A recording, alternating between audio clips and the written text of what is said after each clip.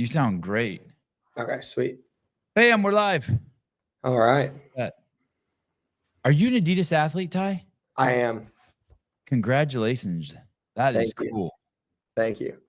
That Yeah, is it's been really awesome. cool. How does that happen? I work with Daniel Robbins at Lab Management. He does takes care of my contract stuff, and he came to me in like March and kind of came out of nowhere, but I was super pumped to hear that Adidas was moving into the space and that I was one of the ones that they were looking at working with. So It's quite a resume. 3 times CrossFit Games champion. Fittest for you were 15. Wait, you were 15, 16, and 17. yeah, yes, sir. Yeah, that's killer. And then I saw you went to Germany, and I'm guessing all of that was around Adidas and because of the accolades you achieved in CrossFit. Yeah. They took Bethany Flores and I over Mhm. to Germany for like an activation event at a Lace Mills festival, and then just to like see Adidas HQ, and that was super awesome. When I hear stuff like this, it's pretty promising. It's like a investment into someone young. I mean, I'm strictly viewing you as a commodity, right? In transactional, which I wouldn't blame them, right? They're trying to sell tennis shoes, but it's really positive to it's an investment, right? I mean, they want you to go on and on and on, but they obviously see promise in you, right?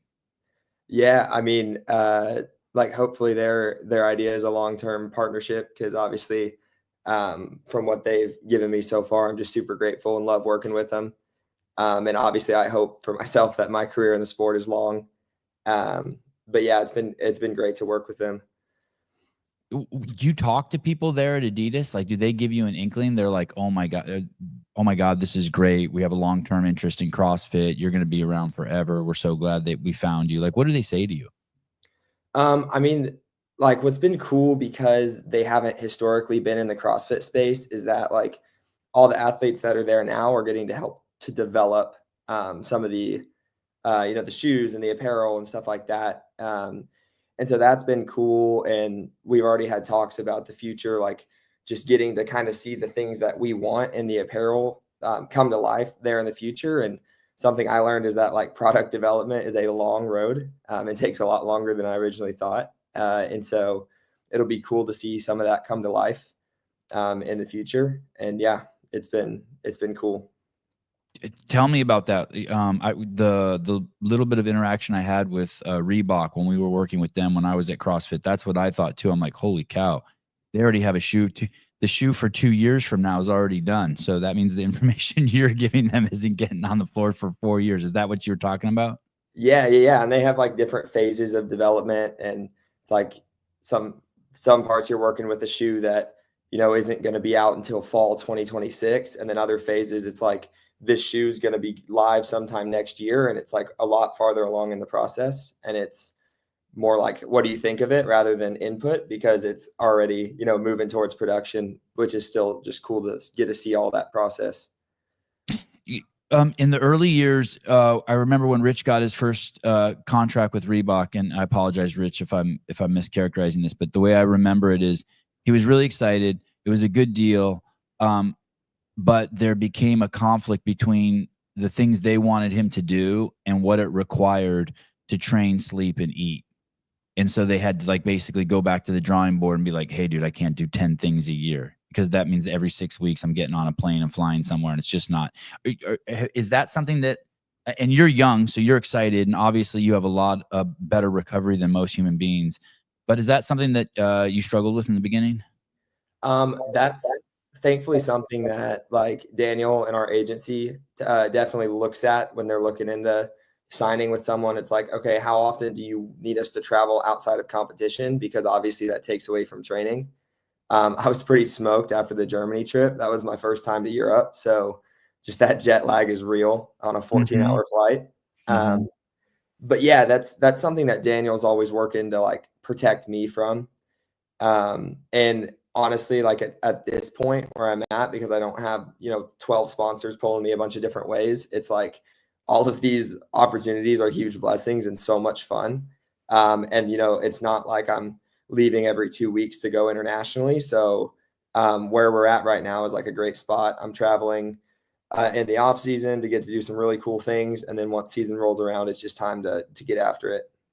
When you went to Germany, do you get to take anyone? Do you get to bring your mom or your dad? I just went with, it was just Bethany and I.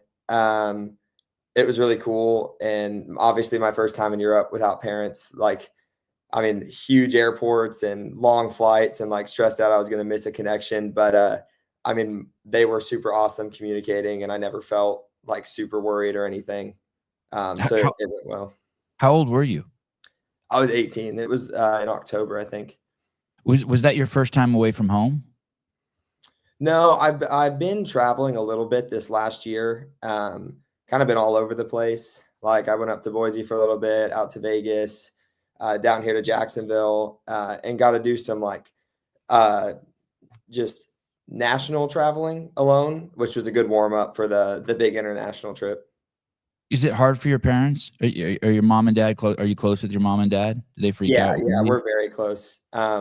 I think it's to the point where my dad's like, it's like, this is an awesome opportunity. Like you're getting to do these things and you're really young and this is so cool. And like, I'm proud of you, go do it. And then my mom's just like the one who's always worried and just stressed that something's going to go wrong. But I mean, she's glad I'm getting these opportunities, but at the same time, she's like, he's literally across the world right now. Like if something goes wrong, I can't do anything. Yeah. But yeah, they've been excited to see me get to do this stuff. Yeah, you're their baby. You know what's crazy, and I don't mean this in any offensive way, but when kids learn how to walk, right? Like between the year, a year and 15 months.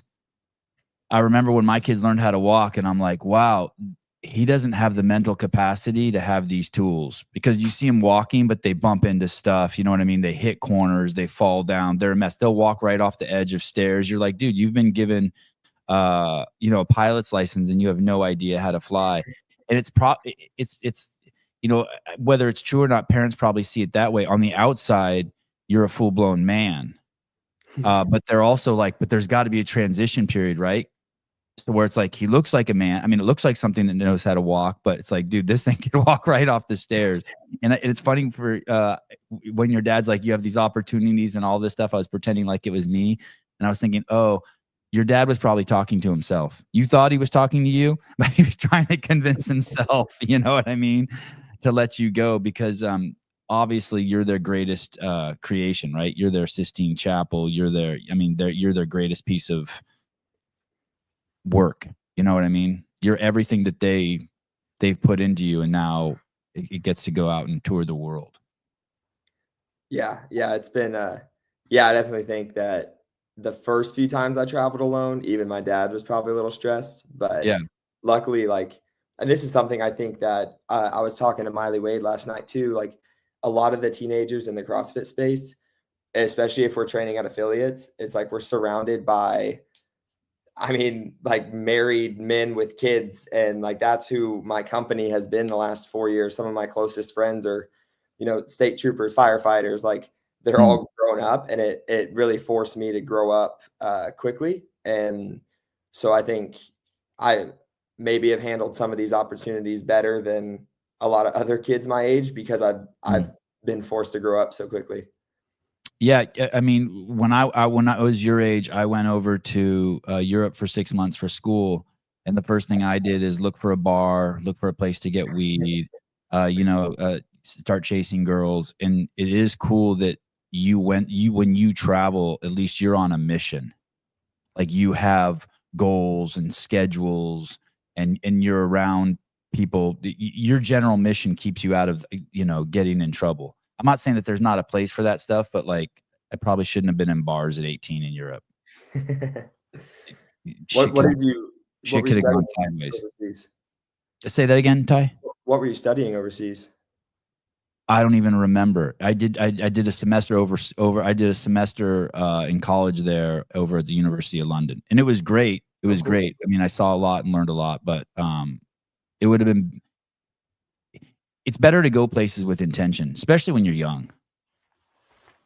Yeah. So you go there, you come back. Did your mom call you every night when you're over there? Yeah. Usually I try to figure out when both the parents are home, and I'll call them on speakerphone and just tell them about the day, make sure they know I'm all right. And that's another thing. When I was a kid, that call would have been, it was like $20 or $30 a minute. Now you can just WhatsApp them for free, right? Yeah, I know that like my calls over there, it's like $10 a day or something to have service. It's not horrible. Oh, that's great. Would that be the ultimate goal, just to have one sponsor, one solid sponsor behind you, as opposed to, having to scrape together 10 sponsors and have that responsibility? I mean, I don't know if it's necessarily a number of sponsors, but it's definitely like a cap to a number of responsibilities. Like the more I can just focus on training and competing, the better. Like kind of like I mentioned earlier, some people are pulled 10 different ways. And if they're having to do 1 or 2 trips a year to the headquarters of all the sponsors they have, then their off season is not an off season. They're traveling and super busy and wore out the whole time. And so I don't know if it's necessarily like a number of sponsors that'll make that that's where I want to be, but it's more of like just a number of responsibilities where I don't feel wore out all the time. Because when you get back from competing, it's like I got 2 weeks before I got to go do this activation event for this brand, and then I'm back another 2 weeks and get to travel, and then there's 4 weeks of training that are kind of thrown for a loop because you're doing so much traveling. Do you stress about that in regards to training? Like every day and every minute is an opportunity to get better at CrossFit. And so if you're not sleeping or eating right or training, that you're like losing time, losing opportunities. Absolutely. I mean, every night I don't get 9 hours of sleep. I'm like frustrated the next morning. And then obviously nutrition when traveling is so difficult, especially when, here at the apartment, I'm making the same few meals all the time and totally locked in nutritionally. And then you go traveling and it's like, I mean, even you go get a burger at a restaurant versus making like ground beef here, and it's totally different. They're putting all sorts of crap in it and it just messes up everything. You notice it. Oh yeah. Yeah. I usually feel horrible when I'm eating out traveling. Wow. What do you normally eat at home? Is it like clockwork? Yeah. Yeah. Like breakfast is usually like overnight oats and Greek yogurt. And then lunch is ground beef, eggs, and rice. And then dinner is grilled chicken and sometimes some more rice. Sometimes I'll throw it in tortillas and make little tacos, but that's pretty much it. What about steak? What about steak? I don't have an air fryer here or a grill. So I used to do like New York strips in the air fryer. That was something actually I think I learned from J.R. Howell, and used to do like steak and fruit a lot. But I don't have an air fryer here yet, so I haven't done that recently. But do you miss that? The yeah, steaks? yeah, I love steaks. Hey, where are you? I'm in Jacksonville, Florida now. So you're with Brute now. Yeah, yeah. Congratulations. And you're working directly with Matt Torres? So Matt is kind of like my feet on the ground down here at base, and like he's helping me day in, day out. But I actually get programming from another coach, Jaden, who lives in Australia. So he does we work together on my programming, and then Matt is like my eyes and ears while I'm training. So literally, like you're in the room working out, and he's there. Yeah, and he's like the real time feedback to you. Yeah, yeah. And is your programming different because of your age? Because you're basically, tell me if I'm mischaracterizing this, but you're going through a transition. You've made the leap from training as a teenager to training as an adult. Yeah. And that changed actually after my second year at the games as a teenager. That last year, I was still training to win the teenage CrossFit games, but it was more of a focus on let's not train what I'm bad at against teenagers. Let's train what I'm bad at against the elites, because I know this is going to be a multiple year process, and let's start it early so we can jump that gap as soon as we can. And that would be, you won the game. The last time you won the games was 2022? Three. So you won 21, 22, and 23. Yes, sir. And your training for going to the 23 games was more like prepping you for the demands of the adult CrossFit games. Yeah, absolutely. Oh, that's smart. Who came up with that? That was me. Yeah, that's smart. That's really, really smart.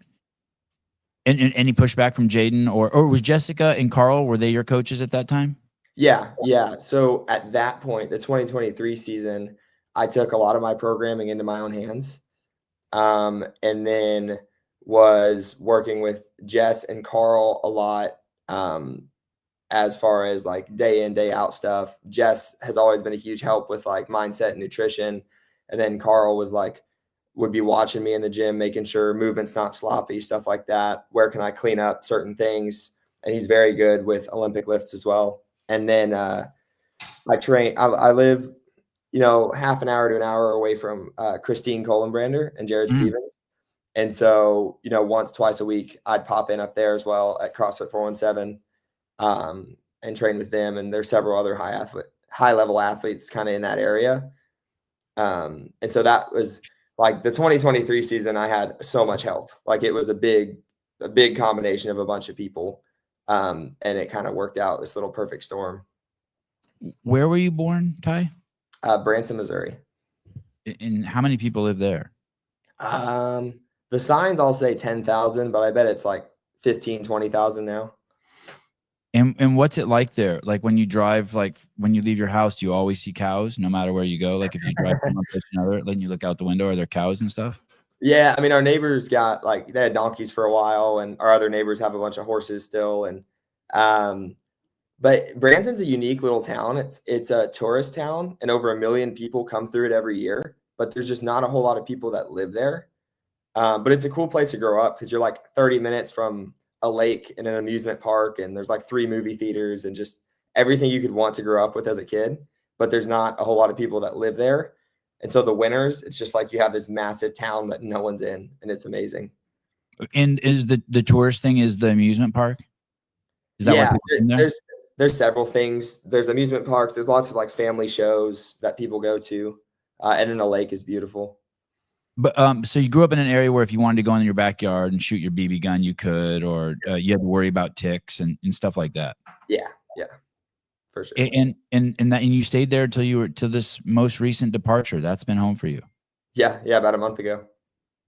And siblings? Yep, I got an older brother playing Division I baseball in Thibodaux, Louisiana. Wow. And then younger brother does swimming and volleyball, and he's a sophomore in high school. Wow. You close with them? Yeah, for sure. My older brother and I were super, super competitive growing up, in everything. We both played baseball and football, and then little brother and I swam. So there was some competitiveness and bonding through sports with both of my brothers. I was watching, I can't remember who, I watched a bunch of your interviews yesterday, and one of them was talking about your 10 years of swimming. Yeah. And I started smiling so big. That must be something you're so stoked about, because that's obviously the Achilles for a lot of CrossFit athletes. And you talked about how not only, has it been good because you like getting in the water, but even the athletes who swim fast, they still have to deal with the recovery, probably more so than you do because of your experience and efficiency in the water. Do you just love that? Is that like your kind of like your ace card? Yeah, I love anytime a swim comes up. And it's almost where like if I have movements that I'm dreading or like weaknesses, I almost want them to be in the swim workout, because I know that my swimming will like almost neutralize the weakness for that workout. But any swim workout, like of my favorite workouts I've ever done at big competitions, they're always the swims. Better. Your breathing technique's better in the water. Your stroke is better. Your pacing. You know how to rest in the water. All those things. So if it is a bad movement when you get out, it's like, okay, don't worry. Those guys struggled. Even if they did well in the swim, they struggled more than I did. Yeah. And it's funny, all the time I find swimming translating to other areas. I mean, just examples like rowing and barbell cycling. You're on like cadenced breathing, and a lot of people struggle with that. Versus where swimming, it's like you can only breathe at certain times because of cadence and breathing every 5th stroke or whatever it is, depending on the distance. And so I don't struggle to pick up like breathing patterns as much. And then running, obviously, that's another one where every 5th or 6th step, depending on the distance, like you're breathing in a cadence, and that's all stuff that's translated super well from swimming. So I'm super glad to have that background. It's interesting. just spitballing here. What do you think if you wanted to set your kid up for success, to be a good CrossFitter, what sports would you put him in as a child? Swimming, a combat sport, and gymnastics for sure. And then a team sport. Exactly what I was thinking, dude. I was thinking swimming, wrestling, and gymnastics. And then or parkour or something.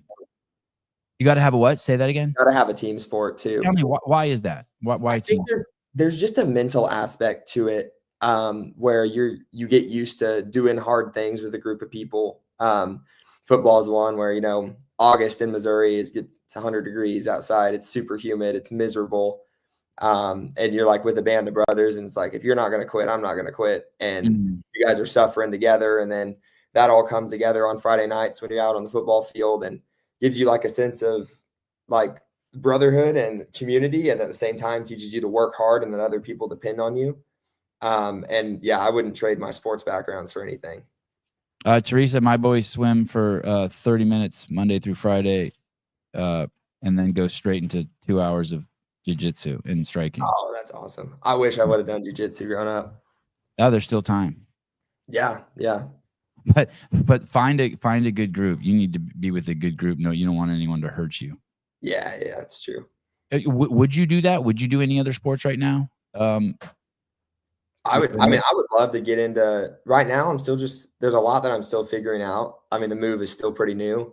I think as of today, I've been down here a month. So I need to figure some stuff out. But, things I like to do on the side are like go climbing or go mountain biking. And then, I'd love to get into a combat sport eventually. But it's like hard to find the time for all that stuff. So I'm still balancing what is the most important for use of my time. And you talked about you were on Stella's podcast, and you're talking about pickleball. Pickleball safe for CrossFitters? Is that safe for CrossFitters? Yeah, I think like anything, you got to be smart and warm yourself up. But I love any sort of like dynamic sport that causes you to be explosive, especially laterally, because that's something we neglect in CrossFit. And as silly as it seems, pickleball can supply that at times. And I've heard Dallin and Corinne saying that once it gets a little warmer here, they go hard on pickleball. So we'll have to go play some. Did you play tennis? I did not, no. Okay. You slightly mentioned it that you like pickleball because you could do 2 hours of it as opposed to tennis 40 minutes. So I was just wondering maybe if you had played tennis. Tennis is a wild sport too. That was an assumption. I mean, it seems like there's a lot more fair. running. It's fair. It's a totally fair assumption. So what did you do? What did your parents put you in as a kid? Did they put you in sports early? Yeah, I played several sports growing up. I did, soccer and basketball were ones that I did when I was really young, and then they didn't I didn't carry those all the way up to high school. I did wrestling very, very briefly, and at the time it wasn't for me. I was pretty passive as an athlete growing up, and I wish I would have stuck with it, but I didn't. But the big three I carried into high school were swimming, football, and baseball. Swimming, football, and baseball are the would you say were you passive in those? I think I was a passive athlete until I really started to lean into swimming and loving the individual competitive side. Because all the other sports I did growing up, like my month or two of wrestling, were team sports. And then I got into individual sports, and there was like a switch that flipped. And it was like I got whooped one time. I was like 11, 12 years old, and I got whooped. And then I was like, that sucks, but there is no one else to blame. Like, in a team sport, when you lose, it's not a good habit, but you can always be like, yeah, so-and-so didn't play well. That kind of cost us the game. But in swimming, when it's just you in the water and you lose, it's all on you. And I think that's part of what I like about CrossFit as well. It's like, if you fall short, it's like your preparation was lacking, or you didn't put in the work, or you didn't execute well. There's nowhere to point fingers. And so I think that's where I got like a little bit of that super competitive, kind of dropped some of my being passive. And then football helps too. Like when you get to high school football and you're a freshman lining up against seniors, it's like you can't be soft. You got to be aggressive. Why didn't you quit swimming? Why why didn't you say, hey, I do enough sports, this one's just not for me, I'm really good at this and this? Why do you think you saw why do you think you saw it as a challenge to get better? I just, yeah, I mean, I just loved it. I was decent, like, when I started. Naturally, I was gifted as a swimmer, before I ended up being 5'9", when everyone else was short. And then kind of going through there, and I loved it. There was nothing like it. And then it got to the point where I started doing CrossFit and swimming together, and my swimming performance fell off. I just wasn't good enough to keep up with a lot of the guys. And then my first year at the games, I was like, I think swimming was a big part of my preparation because I swam that summer. I did swim practice 5 days a week. It was a big part of my preparation. And so after 2021, I'm like, my swimming career competitively might be over. I might not be able to catch all these guys. Like, I wasn't going to be at the Junior Olympics or anything. And crazy, like some 18-year-old guys are competing at the Olympics as swimmers. And it was like, this still helps CrossFit so much that I'm going to stay in it. And I just love the water. Like, still one of my favorite things to do is just like go to the lake and just swim for fun and just hang out. Like, I love being in the water. Are you swimming a lot in Jackson? I haven't since we've been down. We're waiting for it to warm up a little bit. There's a lot of outdoor pools, and it's been like 35 degrees here, which does not feel like Florida. So Wow. once it warms up, I definitely plan on it. And that's another thing where it's like in the off season, I can be a little more passive with my swimming training. Like, a lot of people in CrossFit need to be swimming twice a week year round to keep up. And I can relax a little bit at times and not have to stress about it because I know once I get back in the water consistently, like, it'll come right back. How long did it take before you started from getting whooped to started winning consistently?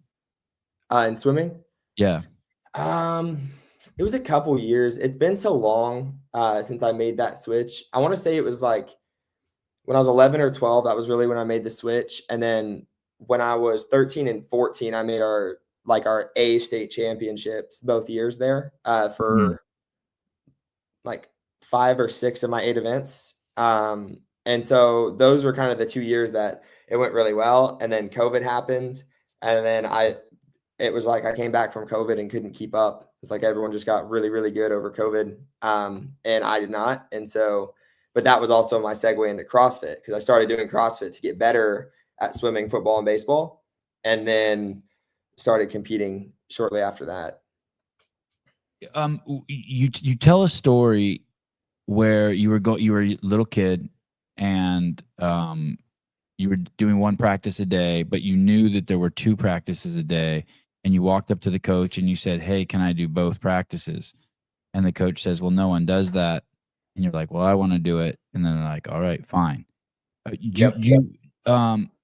Was that scary? Did you ask your parents first? Can you give me the details of that story? Did you ask your parents first if you could do that? Was it scary asking the coach that? A little bit. I think that the coach knew that I had been frustrated and really wanted to get better and wanted there to be like no excuse, get in the water as much as I can, do everything I can to win. And so, yeah, I talked to my parents about it because, at that point I was still getting a ride to and from practice. And I was just like, hey, I think I want to stay for both practices.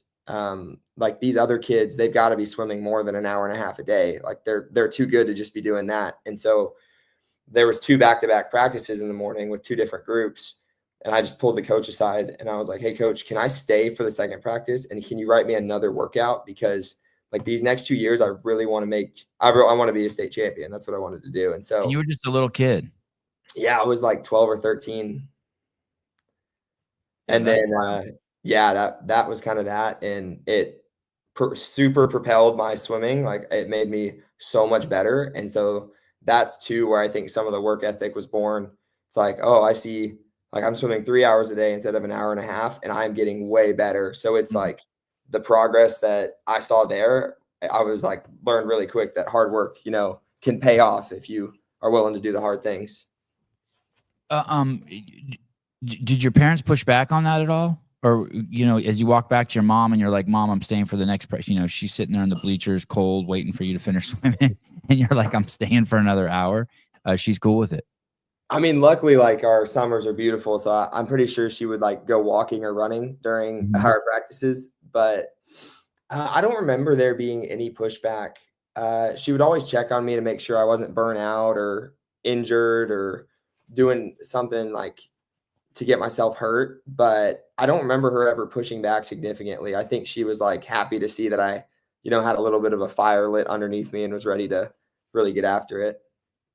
Were you ever, I hear stories of parents whose kids are like, they'll be like, oh man, it was such a struggle bringing kids to swimming today, or such a struggle bringing my kid to tennis today, or such a struggle bringing my kids to jiu-jitsu today. Did your parents have to drag you to these things? Did you ever throw temper tantrums when they're like, hey, get in the car, we're going to practice? Did you ever have any pushback? Definitely not since I started swimming.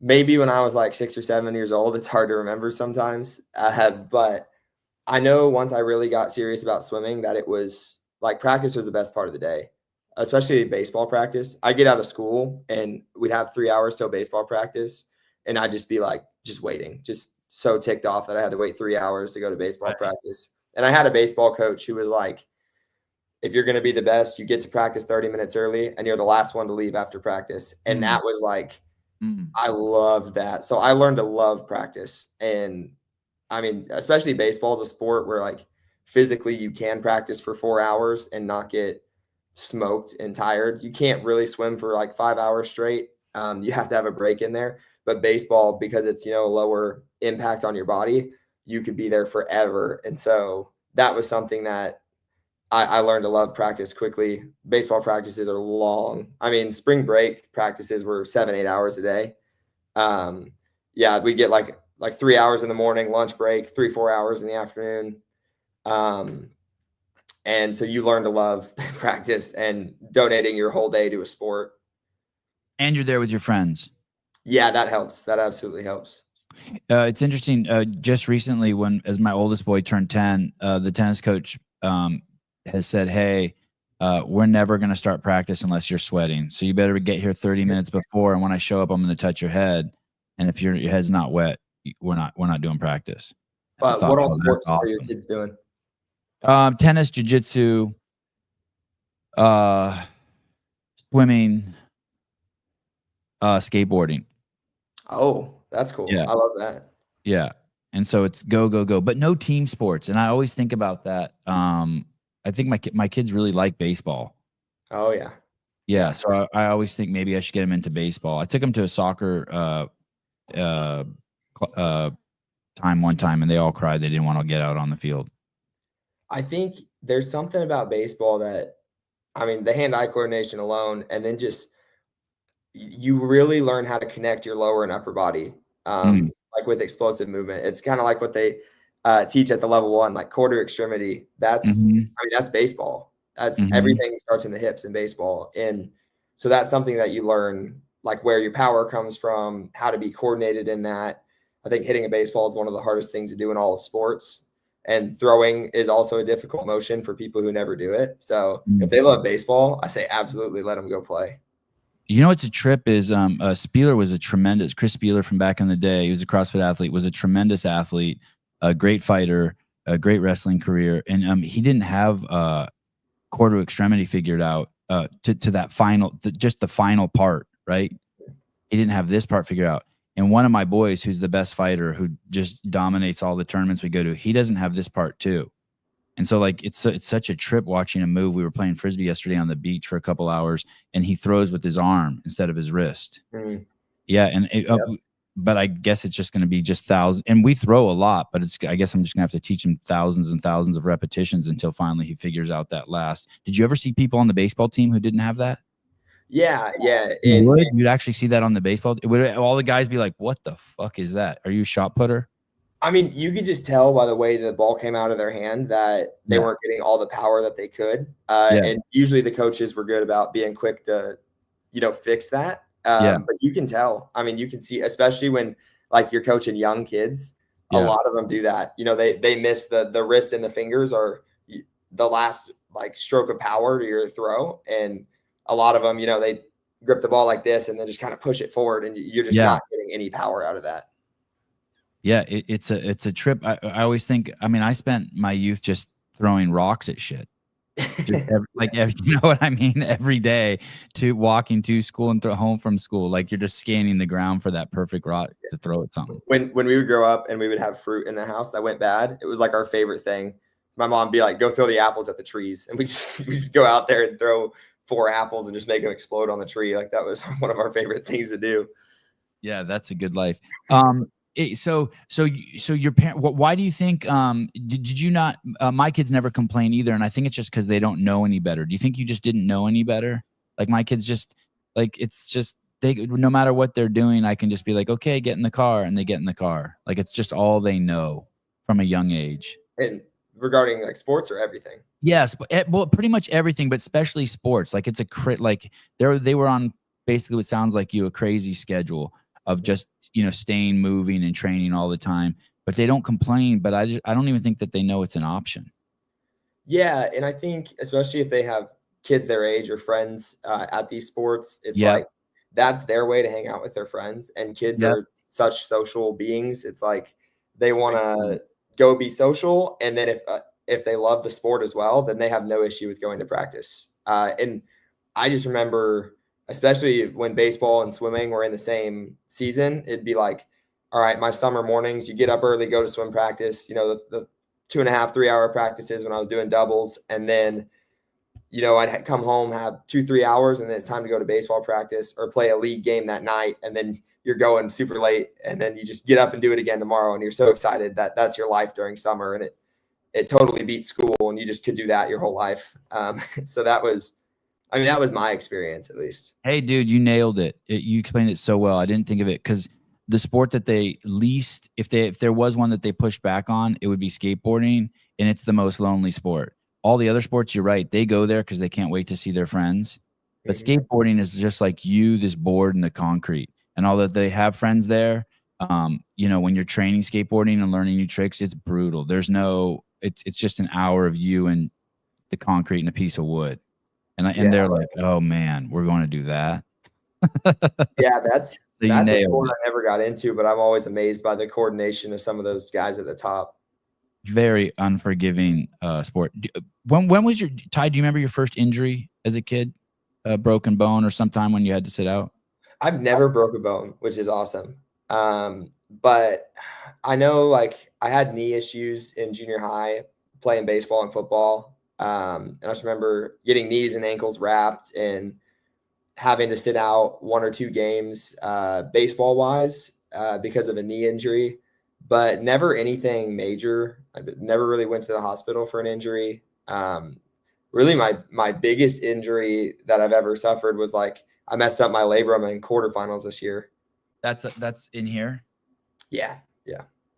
In what happened? I redid that gymnastics workout for the second time. So it was my third time doing a whole bunch of handstand push-ups and ring muscle ups. And it was not my brightest decision to do that workout a third time in 3 days. And between the heavy clean and jerks, everything else that week, the snatches, it was just a lot of wear and tear on the shoulder.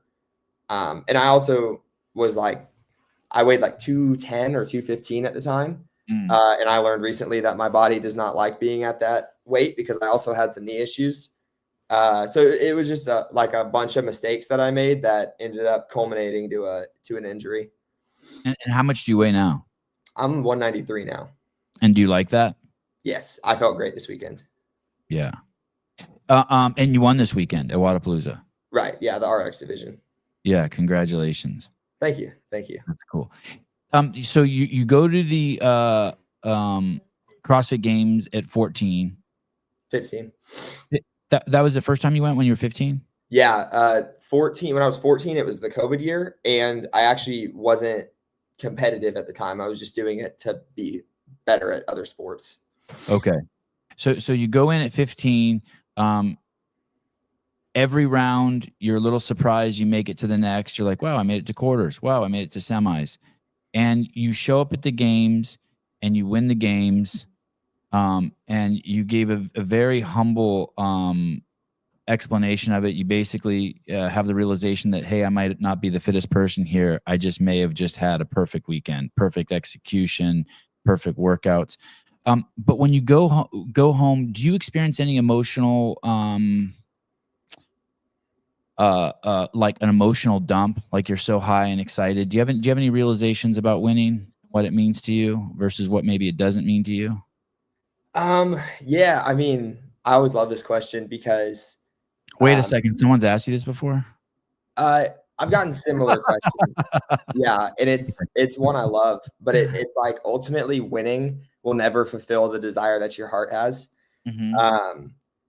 I believe that, you know, there's a lot of people who think if I can just win, then I'll be fulfilled. And then they win it and they're like, okay, if I can win it twice or three times, then I'll be fulfilled. Mhm. And then it's this never ending cycle, this chase, and they find out they love the chase more than the reward. If And they're I believe, lucky, right? If they're lucky. yeah, yeah, yeah. If they're lucky, they realize that the chase, that it's about the chase, not the reward. And I ultimately believe there's nothing in this world that'll ever fulfill the desires of our hearts.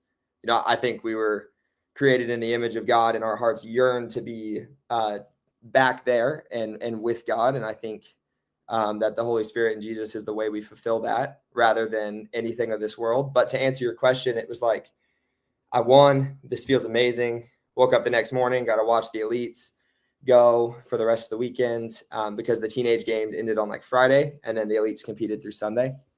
And then it was like, this is where I want to be. Like, I want to be on the big stage. You're in that jam-packed arena with thousands of people, and you're like, this is where I want to be. So I got home and took, a week off and was like, well, it's time to go. I mean, I got home as soon as I remember unloading into my bedroom, washing my clothes, putting everything up. And then I was going to make myself take a week off to let my body recover. But the day I got home, I was like, it's time to go for next year. Like Mm. the high was over. It was about next year, and not like, yeah, the winning feels nice, but it doesn't last very long. Did it? I want to come back to that image of God thing, and that's what we're yearning to get back for. But did you lose yourself in the winning and go high and feel any come down? Did you feel any depression or any like oh yeah, shit, I forgot this.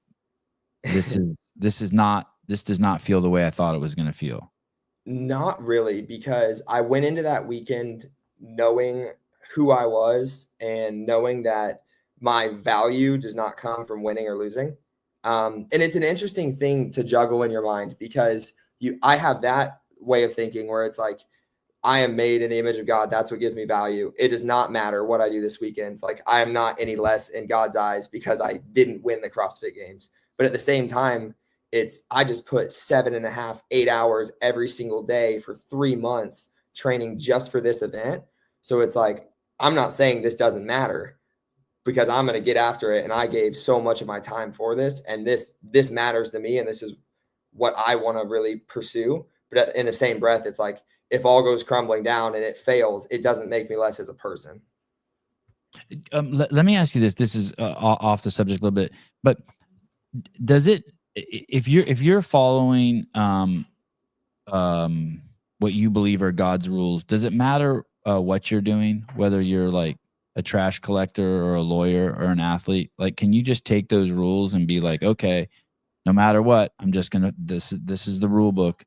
This is the way God wants me to behave on planet Earth. It doesn't matter, as long, it's so easy to serve God. All I have to do is follow these rules in any activity I'm in. Is that what it means? Is it that easy? I mean, yeah, I don't think everyone, yeah, not Not everyone's that easy called to to be, do, but that easy to, sorry, to intellectualize. yeah, yeah. I mean, not everyone is called to be a pastor. There's gifts and fruits of the Spirit, and gifts of the Spirit are things that some people have and others don't. And, leadership, discernment, knowledge, things like that. And some people are more social and better at teaching than others. And I think those people might feel more called to be a pastor, but you can absolutely serve Christ wherever you're at. He called the 12 disciples. Some of them were fishermen, some of them were tax collectors. They all I mean, they were all from all over. There were a whole bunch of different people. And so, yeah, I don't think there's one profession or one way to glorify God. I think God's will for our lives as believers is to lead others to him through whatever we do. Yeah, because you'll hear people say like, "Hey, I'm being selfish," but if you're always trying to, and I apologize if this isn't correct, but if you're always trying to emulate Jesus, or you're always trying to follow the rules, to me, it wouldn't matter what you were doing, because that's how we teach each other. By, if you say, you know what I mean? Like if like as a former smoker, if I see someone light up a cigarette, it causes me to want to have a cigarette. So if you're doing something that's follows God's code, you're basically telling everyone around you this is the way to behave. And so it wouldn't matter what you were doing. You could be a hairstylist, you could be a carpenter, you could be a CrossFitter. Like, it doesn't matter, as long as you're walking in that. And it's a big task, as we all know, right? If you're walking in this in this rule book, or in this emulation of Jesus, then you're one percenter. You're like, what more can you ask for? And I'm trying to understand this idea of like, where someone you could think that being a CrossFitter would be selfish, and I have trouble grasping it. If this other thing that we're talking about is really the way to represent God. Well, think about this. Okay. If I had decided right out of high school to give up CrossFit and go study theology in school and become a pastor, I wouldn't be having this conversation with you. Right. I wouldn't be able to reach certain people. So Right.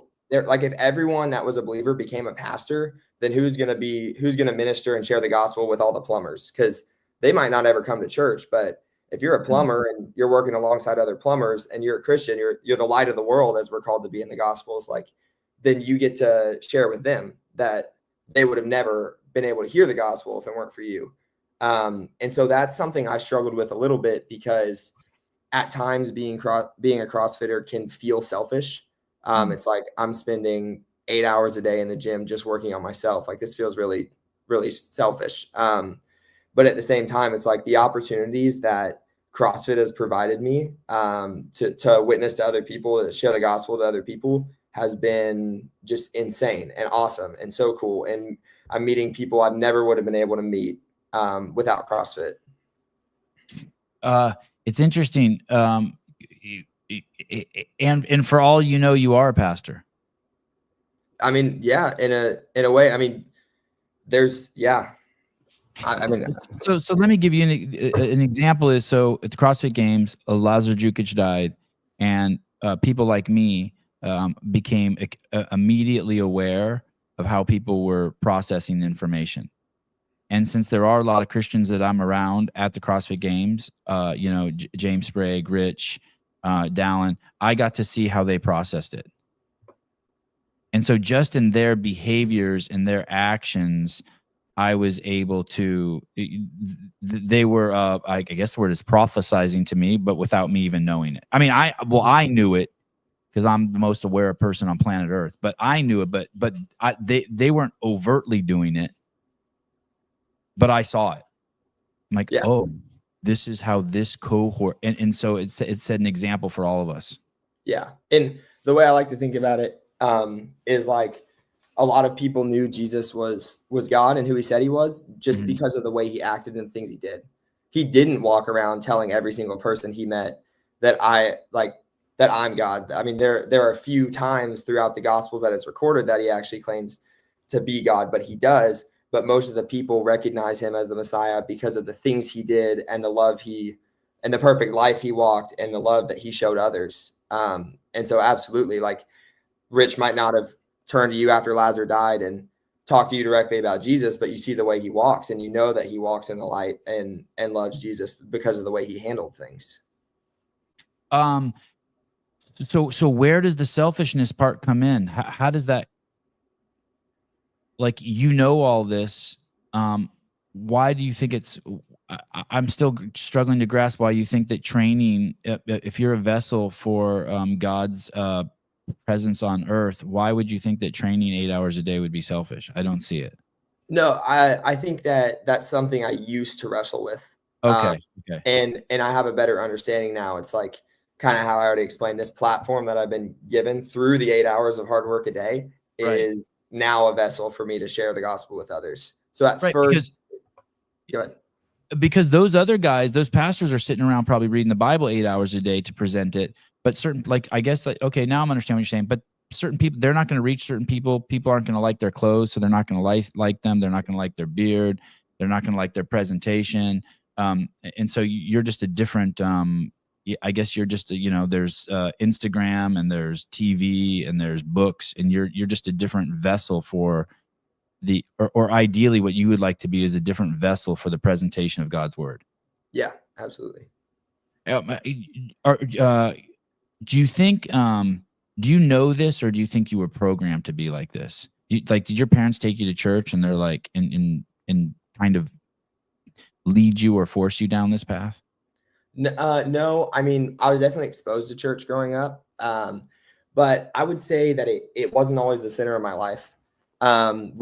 Baseball tournaments were always on the weekends, and there were weeks where we would, go play baseball and not go to church. And so early on, I was like, before I had a true understanding, it was like, Jesus is something I consult on the side, but right now what I'm doing is school and baseball, and that's my life. And I think I grew up with like general understanding, and grew up in the church, and I'm grateful for that.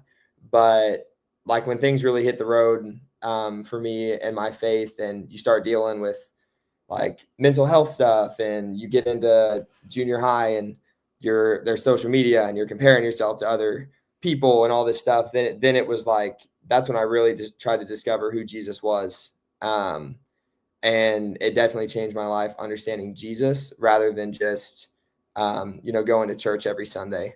I think that's that's a very long conversation, but there are a lot of people who go to church every Sunday and don't live life like Jesus. Like Christians or Christian, the word Christian means like follower of Christ. And there's a lot of people who show up to church who don't follow Christ. And so there was a switch somewhere in there, for me, 14, 15 years old, where it was like, okay, I go to church, but my identity is still a baseball, football player, or in sports. And then it hit that switch, and it's like, I'm a follower of Christ. That is my identity. And I do these other things as a vessel for that. Very inappropriate, Big Baca. I saw Ty at the party at Wadapalooza. His shirt was off. He was on top of the bar dancing.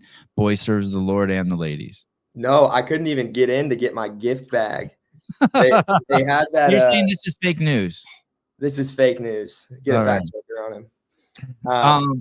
I go over. We're on the podium, and they're like, "Hey, go across the street to the hotel to pick up your stuff." And so I walk over, and there's bouncers, and they're like, "Let's see your ID." And I was like, "Okay." And I give them my ID, and they're like, "We got a 06 trying to get into this club." And I was like, "No, I just want my bag of stuff, and I'll leave." Did someone go in and get it for you? Yeah, they're like, "Go ahead and go in, like, get the bag, get out. We're going to be looking for you later tonight. You better not be here." And I'm like, "All right, I don't plan on staying." I love it. Okay. Did you have two questions? I don't want to forget both of them. We'll start. I want to ask you about tools you're given. Because in a lot of practices, there's tools that are given. I've been with my wife for over 20 years, and she's given me a lot of tools on how to deal with things. And a lot of them are around breathing. And then the other one is, who would you be without this thought? These are just two basic tools. Like if you're struggling with some thoughts, and if I just say, who would I be without this thought? That thought usually scurries away. It's like, oh, you see I'm bullshit, and it runs away. And then obviously breathing, really just start focusing in just on my breath. So I wanted to ask you what tools you get from Christianity that helps you through those things. But do you have a moment that you woke up, like were you walking through the field one day crying because your dog died and you think you heard God's voice, or did something happen to you that was like a cataclysmic shift? I don't know if I could place it on a day. I think it was a conscious effort to realize that what I'm doing is not fulfilling me. So no, I never had a dream where Jesus spoke to me in English, and I saw that, like, no supernatural event that some people have. It was just like, I'm not feeling fulfilled. I hate this comparison game. I'm always measuring up to other people in sports or what I look like and all this stuff. And it was just like realizing that none of that matters, and that's not where your value comes from. And that was the biggest shift. And I think that goes hand in hand with like the tools Christianity gives you. It's that's part of it as well, as understanding. I think a lot of these people burning out on CrossFit, it's an identity issue, because they're like, I am a CrossFit athlete. That's my value. That's who I am. And then there's a lot of pressure built up with that. If they don't perform how they want to, then mentally they like freak out and start having mental issues. And I think that's something that sets me apart a little bit, is just like, that's really where the switch was made for me, was understanding my value and my purpose is not in sports or school or in having a girlfriend, whatever that is. Like, that's not where I get my value.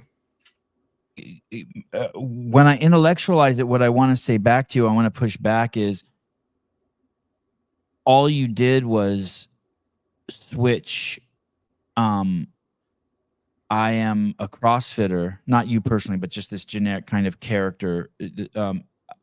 I am a CrossFitter, and I got fifth, so I'm pissed at myself. To I'm a Christian. You just basically, you don't actually know, but you've just switched it with another story that can get you through this story. You see what I'm saying? So now if you take 7th place, you'll be like, well, God still loves me. And that still doesn't get me to the point where I am with God. I am serving God. Do you see what I'm saying? It just seems like sometimes, I think from the outside, it looks like Christianity is just more mental gymnastics to mitigate the stress of life, as opposed to something that's real. I'm going to die. I serve the Lord. I accepted Jesus Christ as my Lord and Savior, and I'm going to go to heaven. And so I'm always looking for, like, how do you know? Because and don't get me wrong, it's clearly working for you, right? But for those of us who are on the outside, it's like, how do we know? Yeah. And I get the skepticism. Like, I'm a skeptical person by nature. Like, to say I never doubt Earth would is be a flat. lie. Earth is flat, Ty. Earth is flat. No. I've flown around it. It's not flat. I've looked out the plane window. It's not flat. Oh, damn it. God, that would be fun if we could somehow make that real. That would be so fun. I just want that to be true, just because it would be so fun. It would freak so many people out. Yeah, but I mean, ultimately, like, that goes hand in hand with purpose. And I know that some people want it physically in front of them in order to believe it. Like, they want to be able to see it, taste it, touch it, smell it, like, to believe it. But yeah, it's just like, if God is not real and we were not created, then none of this matters anyways. Like, where do you get moral value and love and things like that if we're all just a result of evolution, or whatever you want to call it? Like, if we're just all a clump of cells and a bunch of our brains sending signals to our body to make us feel a certain way, like, it's all reactions. None of it's emotion or love or existence, and none of it matters. Like C.S. Lewis puts it, he's like, if Christianity is false, then it doesn't matter at all. But if it's true, then it's of the utmost importance. Amen. Yeah. Right. Yeah. So it's like, at the end of the day, I don't have the doubts, but at the end of the day, if I'm wrong, then I lived a life that was fulfilling to me. It worked out mentally. I have good mental health.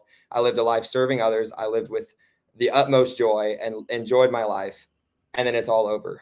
But if an atheist is wrong, then they lived their life how they wanted to, and they're wrong for eternity, which is super unfortunate. And obviously what I'm working against, because I don't want anyone, like, if I think I know how the fate of the world ends and what happens after we die, how much would I have to hate someone to not tell them? Like, I don't want anyone to not get into heaven. Right. Like, obviously it sounds so amazing. I want everyone to be up there with us. So that's how I get the mental gymnastics approach. I've been skeptical at times. It's like, I can't see, taste, touch, or feel God. So why do I believe? And like, it's hard. I wish there was the internet in the 2000s so we could have a video of Jesus walking out of the tomb and know it. But if you take the Bible and you take even accounts outside of the Bible, there's enough historical evidence to connect the dots and believe and to see what God has done through that. And it's a beautiful thing. And that's kind of where I'm at. I don't mean this to be blasphemous, but also the code works. As in, You follow the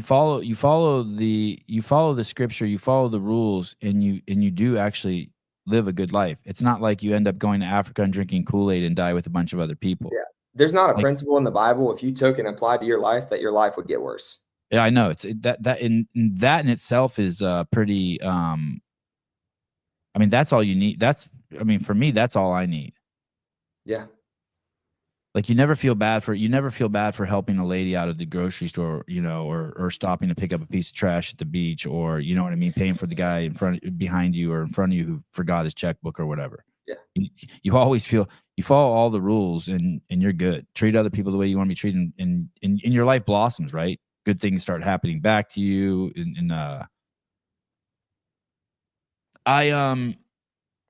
do you stand with Jesus? I have no idea. Does it not make you curious? Be a little. Ask me again in a different way. Like you're saying that that you love the Bible, or like that you think some of these Bible's truths will improve your life and things like that, and you see how Rich and all them handle death, and you notice it. I mean, it was enough to like. Does that make you curious to do some of your own research, or have you pressed into it in the past? Well, it's the only reason why I had you on. No. Right. Hey, I'm all for it. I assume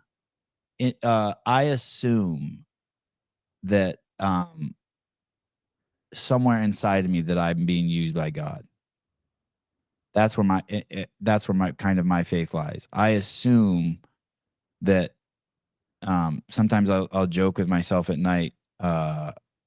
Okay, so I'm like, I have to hang out over here, and at the last minute I'll be called. Mm-hmm. You know what I mean? But I assume that I'm being used by God. And does it not make you want to like if I claim to be living a life that I think is better, and I'm not dealing with depression or anxiety and things like this because of my faith, like, and you think eventually you'll be called to that, does it not make you want to pursue God, run towards God if you already feel like you're being called? I think I am. I think I am. Okay. Yeah. So in what ways? For just example, just even having this conversation. Yeah. Publicly, I assume I am. I just see how I interact with the world, and I assume, like, sometimes I'm like, who the fuck is this guy? And I just assume, oh, that must be God. And so I assume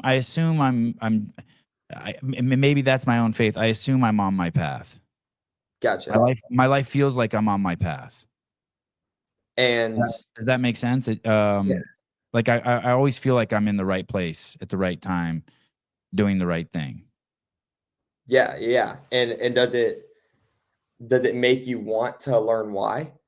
I mean, there's so much that the gospel specifically, but even the entire Bible, like, give me an example. Like, what would be like a why? Give me an example. Like, what would be? No, I kind of don't want. I'm a no. Let's say I'm scrolling through Instagram, or I'm on YouTube, or like the other day, Dave's like, "Hey, dude, you should watch that movie, The Chosen." And I started watching that show, The Chosen. I'm like, "Oh, this is good shit." And then in my brain, I'm like, "Oh God, God gave me this." God gave me this because now I'm ready to see this. Gotcha. And I'm like, damn, Simon was a boss. Yeah. I just feel like I'm on my for instance, what if I'll tell you the mental gymnastics I do. What if God called me to be more of a believer and wear it more on my sleeve? That's not the right word, but then who would be, like you were saying, who would be down here? Like, I just feel like I'm just a tool of whatever's happening, and I'm in the right place at the right time, learning at my own speed. Yeah, that makes sense. But when the guy walks up to me in the middle of Trafalgar Square in London and says, "Will you accept Jesus Christ as your Lord and Savior?" I'm like, "Yeah." He says, "Repeat after me," and I do it. You know what I mean? I'm not like,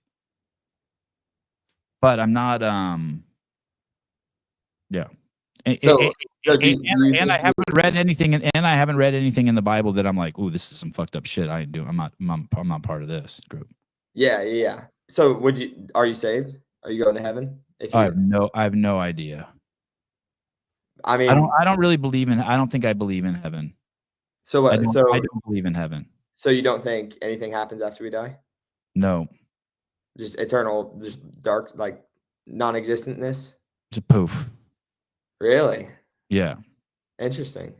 yeah, Yeah. I mean, I would say if you're still feeling that calling on your heart, like the Gospels are a great place to start. It gives you some answers, that's for sure. yeah. My sister gave me a Bible the other day. Oh, that's awesome. Yeah, Have you opened it? no, but I plan on it. Yeah. Yeah. I wanted to, there was another part to this I wanted to ask you about.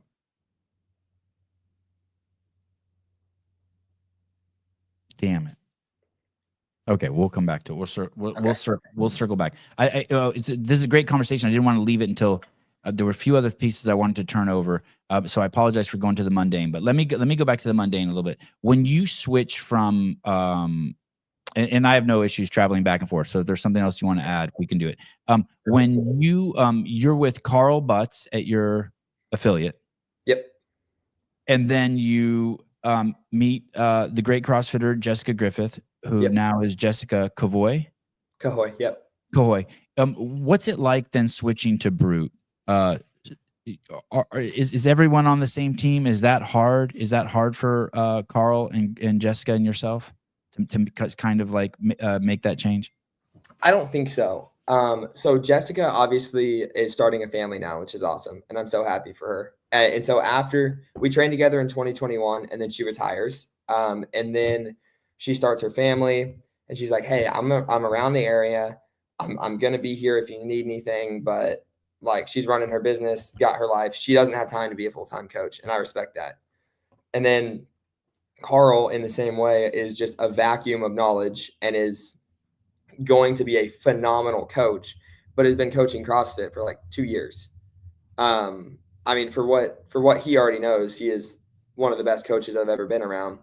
And there's another teenager in Branson who's been training, and she just won the 16 to 18 girls down at Wadapalooza and is hopefully going to make a run at the games this year, the Teenage CrossFit Games. And then Carl and I talked a lot about kind of my future, and he thinks it's a great thing for me to go get with coaches as experienced and accomplished as the ones at Brute, just because he's still learning so much and just didn't feel like in a place to coach me full time, or at least that's my understanding. And he's never done, or he did all of my programming in 2021. Then who is this again? This is Carl. Carl, yeah. Oh, yeah. And then I worked with Mayhem 2021, 22 as well. So he was helping me with that, and we were. Who were you working with at Mayhem, Ty? Jake Locker did all of my stuff. God, he's great. God, I love him. I love him too. Yep. And then 2023 rolls around. Christine jumps to Hard Work Pays Off, and she's like my most closest training partner. And so then I go programming for myself, training with her occasionally. And then Carl is just like the overseer. Like, he is in person with me, watching me do stuff, helping me program. And through all that, this opportunity with Brute arose, and we were just like, we're going to take it. I'm down. My lease expires in August, and we'll see what happens after that. But just a good opportunity to learn a lot from Dallin and Fee. And that was one of the biggest things, was like, high level training partners in my area were, there's one, a ton of them.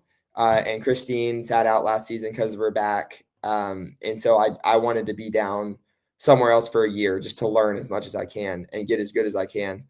And so Brute was that opportunity. And yeah, we're down here and I'm loving it so far. Is this your first time being with Dallin, like hanging out with him this much? Yeah, I came down in October to like scope things out a little bit for a week, and then moved down a month ago. And what's he like? Oh, he's awesome. He's like, I mean, anything that he sees that I'm doing wrong or like that he can help with, he's just always giving back, and I love it. And he's been super, super helpful. Yeah, he seems him and Sprague. If your parents, if my kid wanted to be a professional CrossFitter and I could get him around Dallin or James Sprague, I would be in heaven. Yeah, they're awesome. They're both awesome.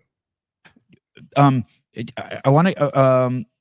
I won't forget. I remember what I was going to talk to you about about the God talk. We'll come back to it in 1 second. When you see people, these weirdos, like Colton Mertens, Austin Hatfield raises rabbits. That weirdo out in Iowa raises pigs. Does it trip you out at all? Like, here I am. There's this group. There's this cohort that's just training full time, and then there's these other guys that are like. I mean, like Austin's like taking rabbits to like, some store that's got gravel on the floor and still has a ledger. It doesn't have a cash register. You know what I mean? Yeah. And he's selling rabbits to people to eat. Does it trip you out that it's like that? That the field is that diverse? Yeah, and for the time being, I'm kind of playing both sides. When I was back home, I worked for 6 months doing R&I for like a paintless dent repair shop. What's R&I? It's like replace and install on vehicles. So pulling headliners down, taking off doors, stuff like that for them to get fixed. You were doing that? Yeah. Oh, that's awesome. How'd you learn how to do that? Is that scary? Like you're going to jack up someone's car? Oh yeah, especially the expensive ones. Yeah, they're like, remove that headliner on that Ferrari. You're like, what? I haven't done a Ferrari, but like that Porsche. the mirror on like a new GMC like 3/4 ton is like $1,200. So the rear view mirror. Yeah, so you crack that thing, that comes out of your paycheck. Crazy. Well, luckily, I have an awesome boss who it's actually Carl. So, my coach, that he got me into this, and it's like something like that happens, especially early on. We would all eat the cost of it on the entire job, not just me, which is nice. But yeah, you definitely have to move carefully in some of those vehicles. So speaking of team sport, that's another team sport, right? Like if everyone's eating it and you're the guy that broke the $1,200 mirror and everyone's taking home $200 less that day, people are pissed. Yeah. They do a good job of not showing it, but I imagine inside that hurts a little bit that we all ate $400. Were you painting cars? I was not painting them, no. Okay, were you around that stuff? I can't have you around that stuff. No. I mean, every once in a while you catch a whiff of it when you're picking up a car at the shop, but no. What other jobs have you had? That's the biggest, or like the only official job I've had, and I loved it. So I go into this coffee shop the other day. I'm in Newport Beach, hanging out with some friends down here in Newport Beach, California. It's like 300 miles south of my home. Okay. And I get up in the morning, I walk into this coffee shop, and there's a lady there, and she's like, "Hi," and then she says hi to my boys, and she goes, "Would you like a drip?" And I said, "Yes, ma'am." And she says, "Great. Do you want room for cream?" And she's like looking at me the whole time, right? Mm-hmm. And I said, "No cream, no room for cream." She hands me my cup, and I said, "Pay her the cash." She goes, "Thank you so much." She's like, "Have a great day." And I'm like, "Cool, thank you." And and I leave.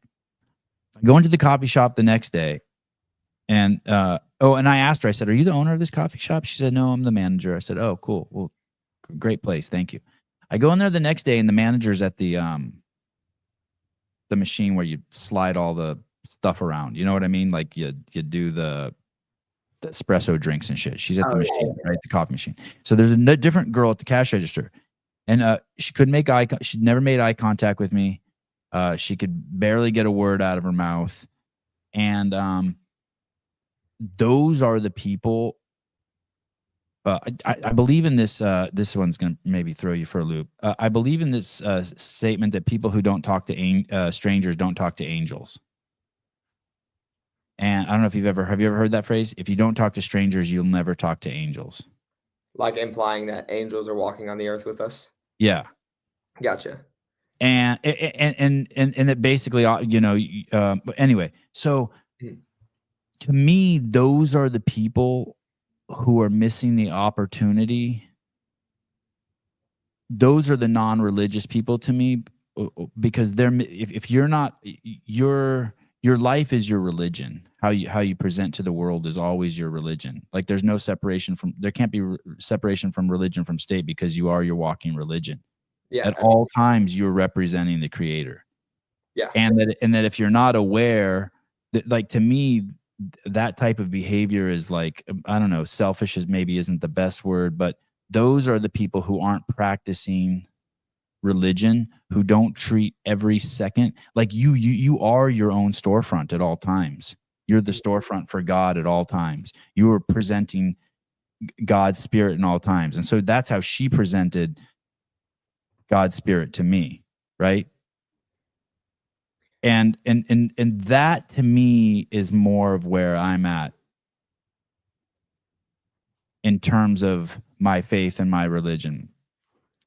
Even though I tell you I think we go to dust and I don't believe in God, I believe that you should present to the best of your ability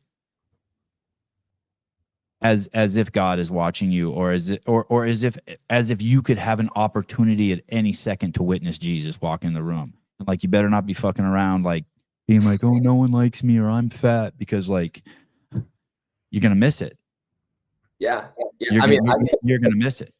And treat everyone like they are God too. Like yeah, that's a great. when I was a cashier at this place, I treated everyone like, even as a 16-year-old boy, I knew that. Try to treat every single person like they're God coming to your register. Yeah, I've heard a great. I can't remember who said it, but they said, like, if you imagine every interaction you have is an interaction with Jesus, like everyone you talk to is Jesus in disguise. Like, Yeah. the way you live your life will be drastically different.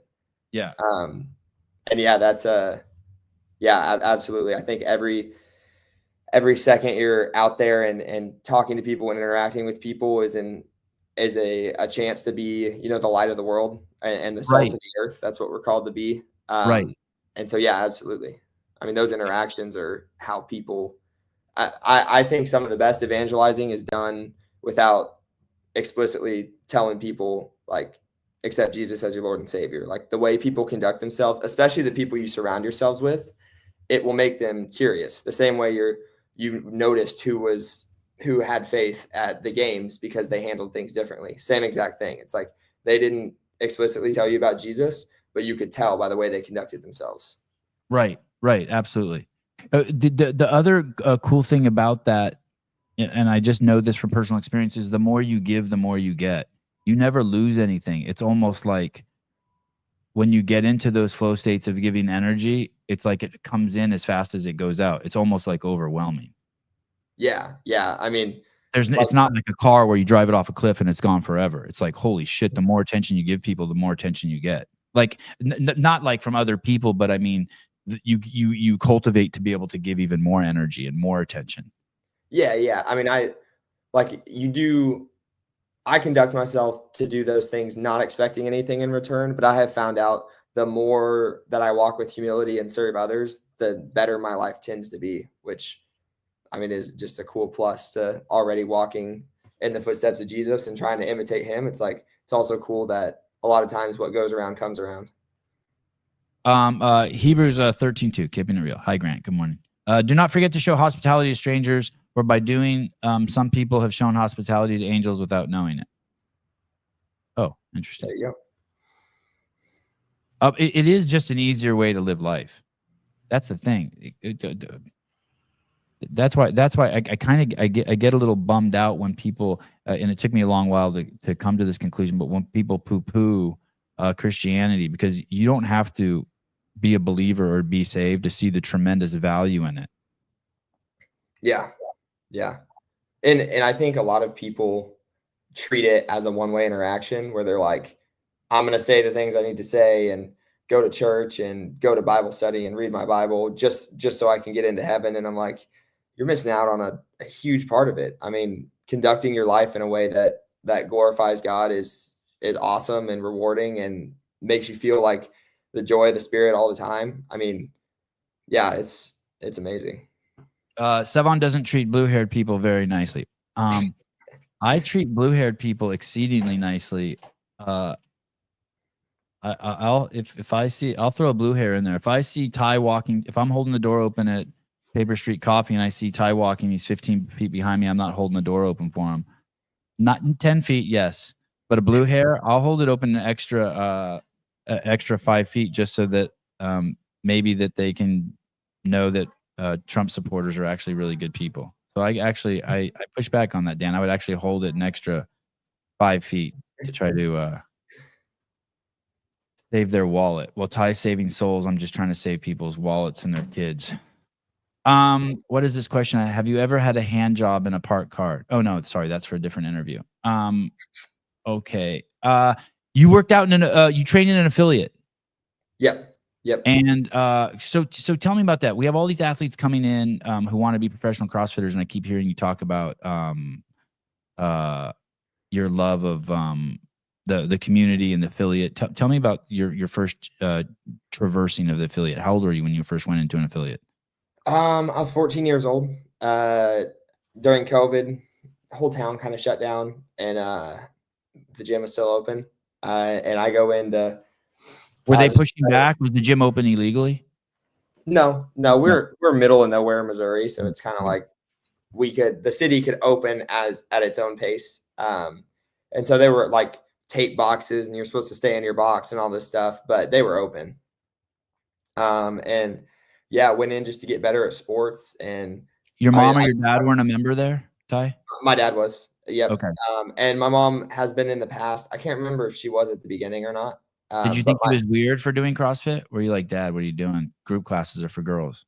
I didn't have social media, so I didn't always see the negative light CrossFit's shown in. I just knew I've seen some of the things they do. There was the other affiliate that I never went to, but would sit while my dad did the class when I was a lot younger, called CrossFit Branson. And there were just some strong people there. And so you see that, and that's my only experience of CrossFit. It's like these people can climb a rope, do handstand push-ups, walk on their hands, lift heavy weight. Like, this is cool. I want to be able to do all this. Mm-hmm. So that's where that started. And then I get into this affiliate during COVID and start getting better at sports, and, quickly build community. Everyone was so welcoming. I was the only kid in the gym, but it was amazing. And yeah, I just loved the community of it. I loved that it was a competition every day. It was infinitely scalable. So there was never a workout I had to sit out on. And then, I spent 3.5 years at that affiliate. And so I grew really close with the owner and some of the competitive athletes and even some of the class members there. And it's just a big family. And, there was a season where before school I was training. I was getting there at like 4:30, 5 in the morning, which is not fun. But to see that 5:30 a.m. class roll in, even if they're not doing the same workout as me, it's like, there's just community. There's there. Everyone's, hey, how you doing? Like, how you feeling? How's school going? All this Everyone's stuff. miserable together. Yeah, exactly. Everyone's wiping out their. Yeah. But go on. Yeah, and it just, you build this sense of community, and I loved it. And then I had a couple guys in my gym who were on the fitter side, had some of the skills, so we would do workouts together occasionally. But for the most part, I trained alone. But it was awesome. How old were you when that started happening, training alone? So when I was 15, I had Jess, who was like 35 minutes away. And then I had a guy named Cooper at our gym, and then the owner, Brian. They were like, Cooper and Brian were competitive enough at the time that they could stick with me in workouts. And so they would train with me a couple days a week. So I really wasn't training alone a whole lot that first year. But after that, Cooper moved away. Brian's a firefighter, so it was like once or twice a week he would get to train with me. So most of the time I was alone, 16 and 17 years old, training. Most 14-year-old boys would be uncomfortable around adults. Like, we go to school and we stay with our age group the whole time: 5-year-olds, 6-year-olds, 7-year-olds, 8-year-olds. When you first went in there, was it weird? Like, were you quiet? Were you like, oh, I'm with old people? I luckily got like acclimated to it by starting just as doing classes before I started getting competitive and spending a lot of time in there. Yeah. But honestly, it was I was taught, when you meet someone, you stand up, you take your hat off, you shake their hand, call them sir.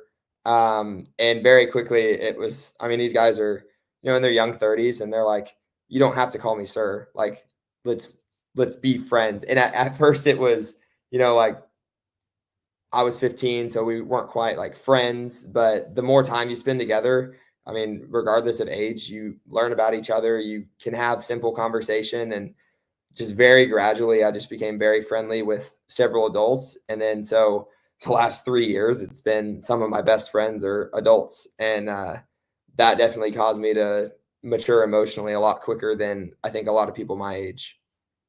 What do your parents do, Ty? What are your parents' vocation? My dad's in medical sales, device sales. He does heart pumps. And then my mom was a teacher for several years and has done photography on the side for a while. So your mom spoke in front is good at public speaking, and your dad is very personable. Yeah. My dad is very social, can be best friends with anyone. And then my mom has crazy amounts of patience, being an elementary school teacher. And then, yes, can Speak in teach front of a large hard, group. like, Yeah. very well. Because it is crazy. Do you trip on your other friends when you so I'll tell you a quick story. My nephew came from Texas. He grew up on a ranch, a hunting ranch, big hunting ranch. Didn't see other kids. Was homeschooled. He had 2 other brothers, and all he ever saw was adults come in. He was a kid who was strapping a gun and putting the cowboy boots and hat on at the age of 5, right, and catching rattlesnakes and just basically running a business for really high end gaming ranches. And he's out in the middle of nowhere, and so he comes to California. He makes some friends here, and they go to a bowling alley, and he's like 18 years old, and he sees a girl over by the drinking fountain, and he goes over and talks to her, and he comes back, and his friends, his California friends are like, what the fuck did you just do? He's like, I just went over there and said hi to her and got her phone number. They're like, dude, like what? Like that seems so like unbelievable to them, right? To have the social. Is that not what y'all do in the city? Is that not how No. you ask a girl out in the city? I mean, that's the way they did when I was a kid, but that's not how you do it. I mean, you don't do any talking to anyone in public in California. That's crazy talk. That is weird. So first of all, is it weird do you see that cohort of yours that's just so freaking awkward and just can't socialize? Yeah, I mean, there are definitely people who can't. But I feel like growing up in the Midwest, there's a good balance. A lot of my friends, you started working at 14 as early as you could. Yeah. And that helps. You can tell who had a job and who didn't. They were already forced to work at cash register and interact with people coming in, or work at McDonald's or whatever, and like deal with people. Yeah, absolutely. But yeah, I mean, you definitely see some of that, where especially when it comes to dating and whatever, it's like people would rather text each other than talk in person, or they slide into DMs instead of asking someone to their face. But yeah, you see a little bit of that. It's by like half and half. So I'd say about half the kids my age by the time we graduated high school had good social skills, and then there was half you could tell did not. Because I don't remember what games it was, but it was some CrossFit games. It was in Madison, and I think we were on the outside field or something, and you were coming off the field, and I had my camera there, and I started chatting with you, and I couldn't believe how good you talked. I'm like, this dude talks. Yeah, it was nuts, because you talk better than 90% of the adult games athletes. And it's just but it makes sense with your mom being a school teacher and your dad, and the fact that, like you're saying, you didn't even have social media at 14, so you were left to fend with the real world. You couldn't look down at your phone. So it all comports. Man, life's going to be so much easier for you. That is a skill that is I don't think if you have it when you're young, it's one you have to fake in your adulthood, and it's just causes so much stress, I think, for people. Like, you want that one. It's like swimming. You want that to be natural for you. You want someone to be able to like pick you up from your bed and throw you in a pool while you're sleeping and you don't drown, right? Yeah, absolutely. Yeah, it's crazy. Your parents did a great job. How old were you when you got your first phone? It was junior high, so 13 or 14. And it was because my older brother played football for the high school, and I played football for the junior high. And so like between rides and stuff, it was just they needed to communicate with us, because practice could get over anywhere from 5 to 6:30, and then Carter's games, my older brother, he would have games, either Monday night or Friday night, and then his practices would get over around the same time. So my mom didn't know what order to pick us up, and it was for communication. And it was a while before I got social media on it. It was just for like text and played some mobile games, stuff like that. Did you ask her if you could get it and she just said no? I don't remember exactly. I know I asked for social media once I had a phone and got turned down for that. But I think the phone, it was like an understanding that we wouldn't get it until freshman year. And then I got mine a little early because just we were all so busy and all over the place that I had to for communication. Was that late for you? When by the time you got your phone, did most of your friends have phones? Yeah, for sure. And did that bother you at all? I mean, a little bit, but I'm glad now looking back that I didn't get one at 10 years old. But it was always like you're in 6th grade, or I mean, it's ridiculous, like 5th or 6th grade, and someone's after school, they're pulling out their phone, and we're all like, "That's yours? You have a phone? You can play video games wherever you're at," like just dumb stuff like that. Yeah. But I really never felt like in the dark. We all still hung out enough in person that I wasn't ever having fear of missing anything, because they could text each other at night and I couldn't. And I saw them at practice every day. That was enough for me. Yeah. There's this interesting phenomenon with Dallin, because he's been with Torres so long, and it feels like a lot of athletes move around a lot, right? From camps to camps or trainers to trainers. And not that I don't have an opinion either way, whether that's a good thing or bad thing. People, are just striving to get better. Do you think about that? Do you ever think, oh, I'd like to just stay, once I find a home, I'd like to have my career there. I'd like to do 10 years there. Do you have any I guess fantasies or thoughts of Cinderella stories of like how you like your career to go? Yeah, I mean, I'd like to be at the point where I'm good enough I could pick a place that I want to live, like preferably the Midwest. I love the Midwest. And then someone high level would be willing to come to me and train where I want to plant a family and have kids and train and build a gym. But money is going to be one of the biggest factors with that. Like, I'm learning Jacksonville is expensive. And then I was in Miami this weekend, and I'm like, I'm glad I don't live in Miami. And so I think eventually I'd like to settle somewhere in the Midwest, plant, buy a house, wife and kids, train full time, and people come to me, and then work with, I think, just seeing how the best do it. The best always end up programming for themselves. Matt and Rich both got to the point where they program for themselves. But I wouldn't say I'm not going to have a coach when I'm older either. I think like right now I need it just because I don't know enough about programming. But if my relationship with Jaden or whoever it ends up being develops enough to where it's like, I'm going to write this, but I want you to look at it and give your seal of approval, I think that's the best, because the athletes know their body's the best. The coaches are phenomenal, but ultimately they can't feel what you're feeling and know. Have you taken your level 1? I have. Yep. Where did you do that? Springfield. It's like a 45-hour drive from Branson.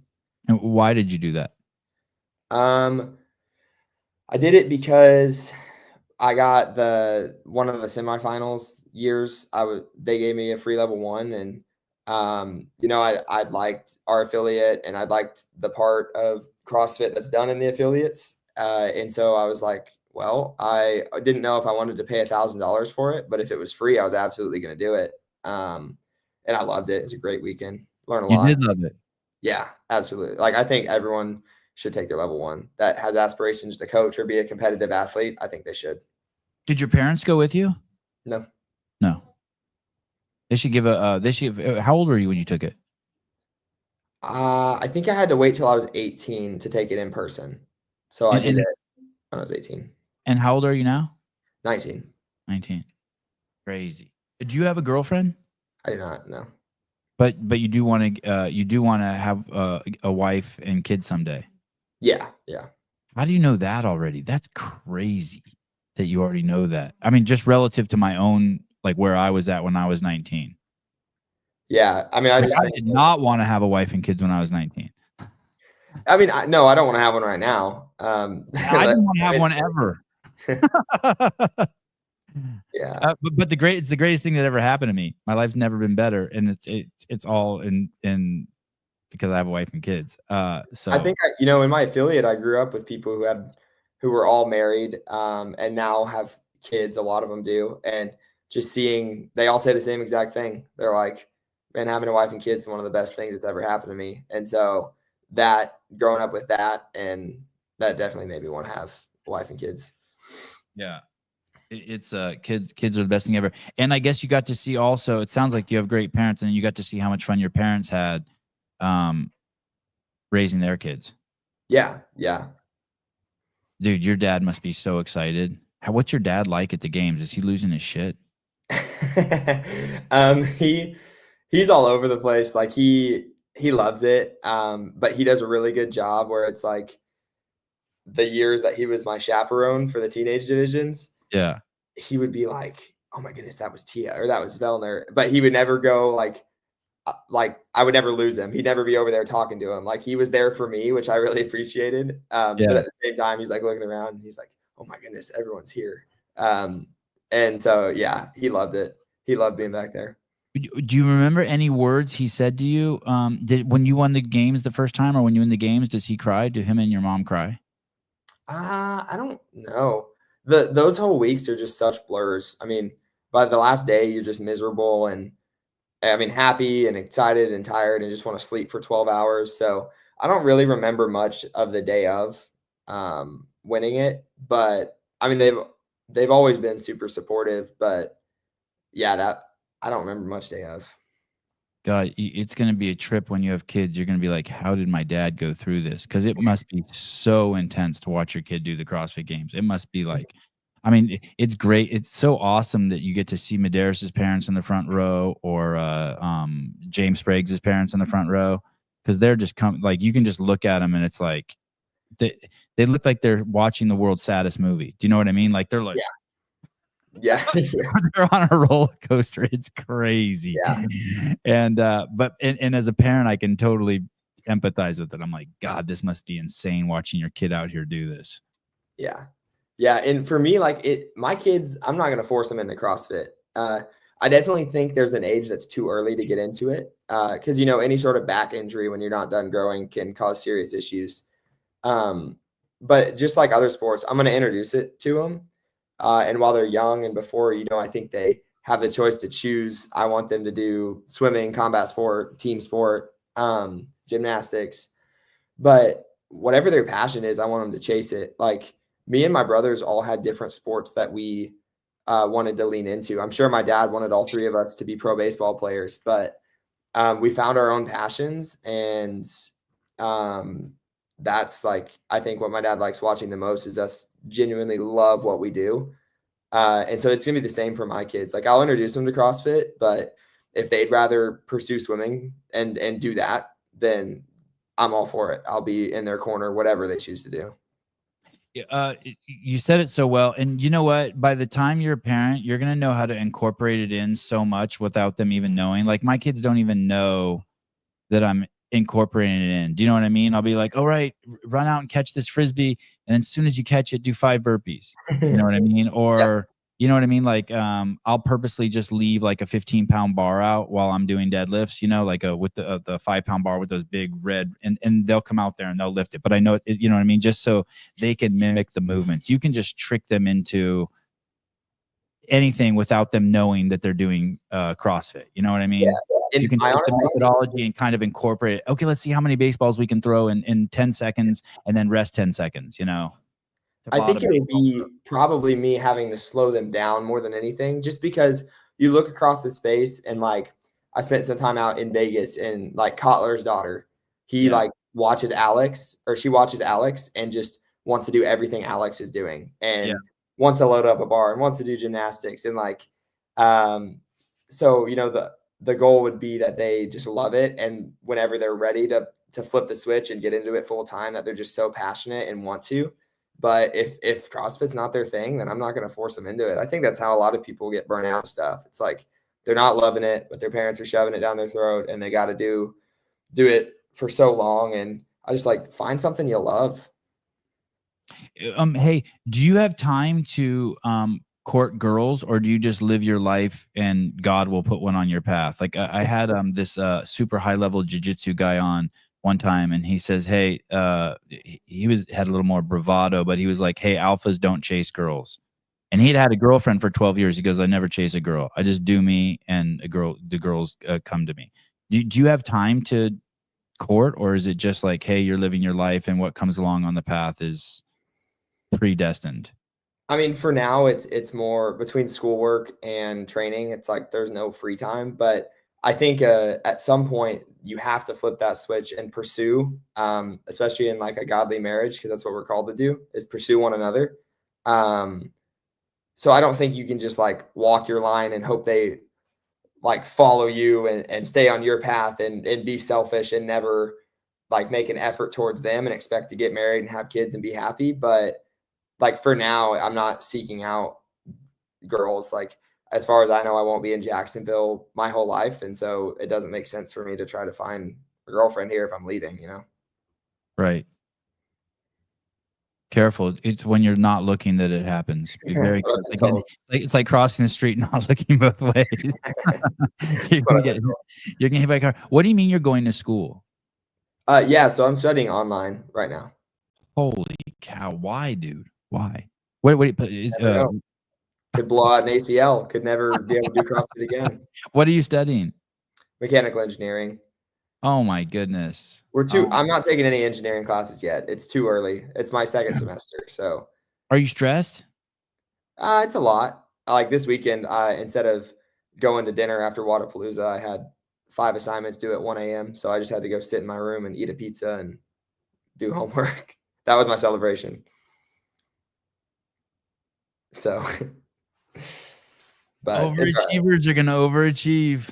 Hey, people make it work. Farlow makes it work. He works his butt off.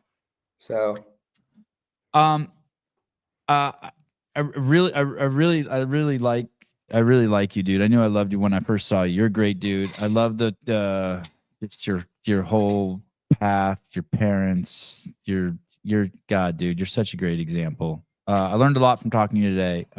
You also affirmed a lot of things about raising my own kids. I appreciate it. Thanks for having me on. Yeah, anytime. Tell Dallin and Fee I said hi. Tell Torres I said hi. I love those guys. They've always been great to me. And we'll be watching, dude. Great job. Great head on your shoulders. Tell your mom and dad thank you for making a good son. You're gonna make a great husband. Yeah, dude. What a cool. The CrossFit community is lucky to have you, man. You're the full package, brother. Thank you so much. That means a lot. All right. Have a great day. See ya. Thanks for having me on. All right. Ciao. Bye. Ty Jenkins. Damn. His dad's in the chat. You've been ignoring him. Why do I have to be actively ignoring him? Let's see. I didn't even see his dad in the chat. How the fuck would I know his dad's in the chat? I got in one Sevi podcast line. Oh, Ty Leroy Jenkins. Oh, his dad's a black guy? I didn't even think of that. Because his chat makes the show. Listen, I'm trying to listen to the kid talk. He's saying good shit. I don't want to miss anything. Everything he's got. There's layers to this kid. Layers. I got in one funny line. I probably wouldn't have said it if I would have known his dad was in the chat. So it's good. 10 out of 10. Yeah, of course. They're all 10 out of 10s. I mean, 10 out of 10. Oh, John Jenkins. Hello, Mr. Jenkins. Good to see you, buddy. Great kid. Good job, dude. What a beast. All right. I don't want to go yet, but I need coffee. Oh, do we have coffee? I don't want to heat hot water up in that. I looked for something to heat hot water up in, and all I saw was stuff with oh, yeah, I'll have one of those. I don't do Teflon anymore. Ever. If we go somewhere and there's only Teflon steaks, there's only Teflon pan. I know you don't, but I'm just saying. I was gonna heat water up there. There's only a Teflon bowl, and there's no help. There's no way I'm doing that. I'm gonna save what little life I have left. Oh, lowers testosterone. God, that's the last thing I need. Man, if my daughter turns out as well as behaved as level-headed as Ty, I consider myself blessed. Dude, the kid has crazy presence. I'm telling you. I remember meeting him at the games and just being like, "What is this creature? What is this? Where did this come from?" He's a stud. I'd like to meet his brothers. I'd like to meet his whole family. It makes sense though, right? Mom's a school teacher, dad's a salesman. Born with the Bible between his ears. I mean, what? He only had two choices. Become a leader of a cartel or I saw that. Become a leader of a cartel or become a vessel for the Lord. I'm watching my wife try to work the Keurig machine. It's awesome. It's not easy. They don't make it easy. I know, but even how that water hangs on the side, it's a joke. Like they should just make it easier. And all the pieces are falling off. The tray's always falling off the bottom. You know that's not a cheap machine, too.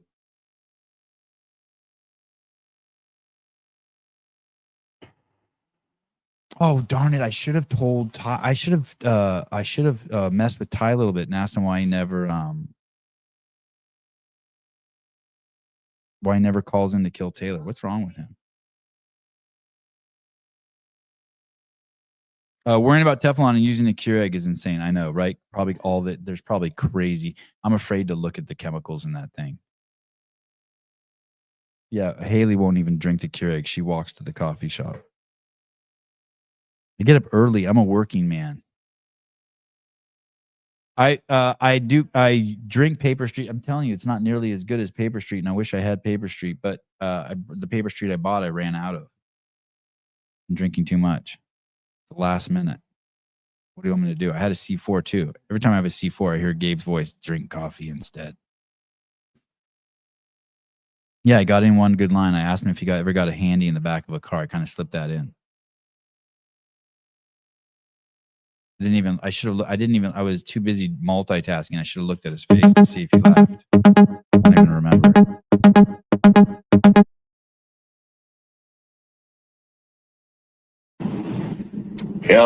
Hello. What's up, man? What's up? Oh, hey, what's up, dude? Oh, shit. Am I in trouble?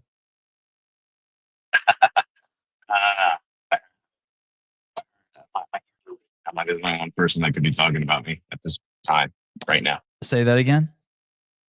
My ears were ringing, and I figured there was only one person on earth that could be talking about Paper Street Coffee. Yes. I decided to call it. Yes. Vindicate was ass pounding me because I had a Keurig this morning.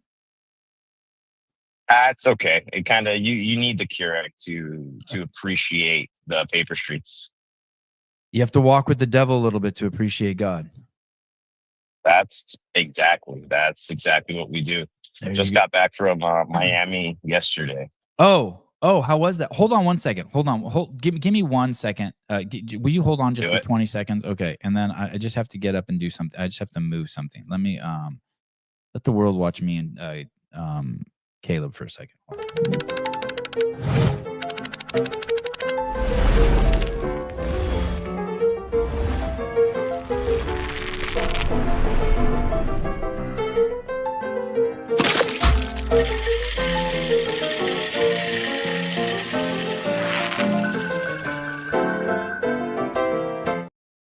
I should have asked Ty Jenkins if he drinks coffee. Does he drink coffee? Did you see him at the booth?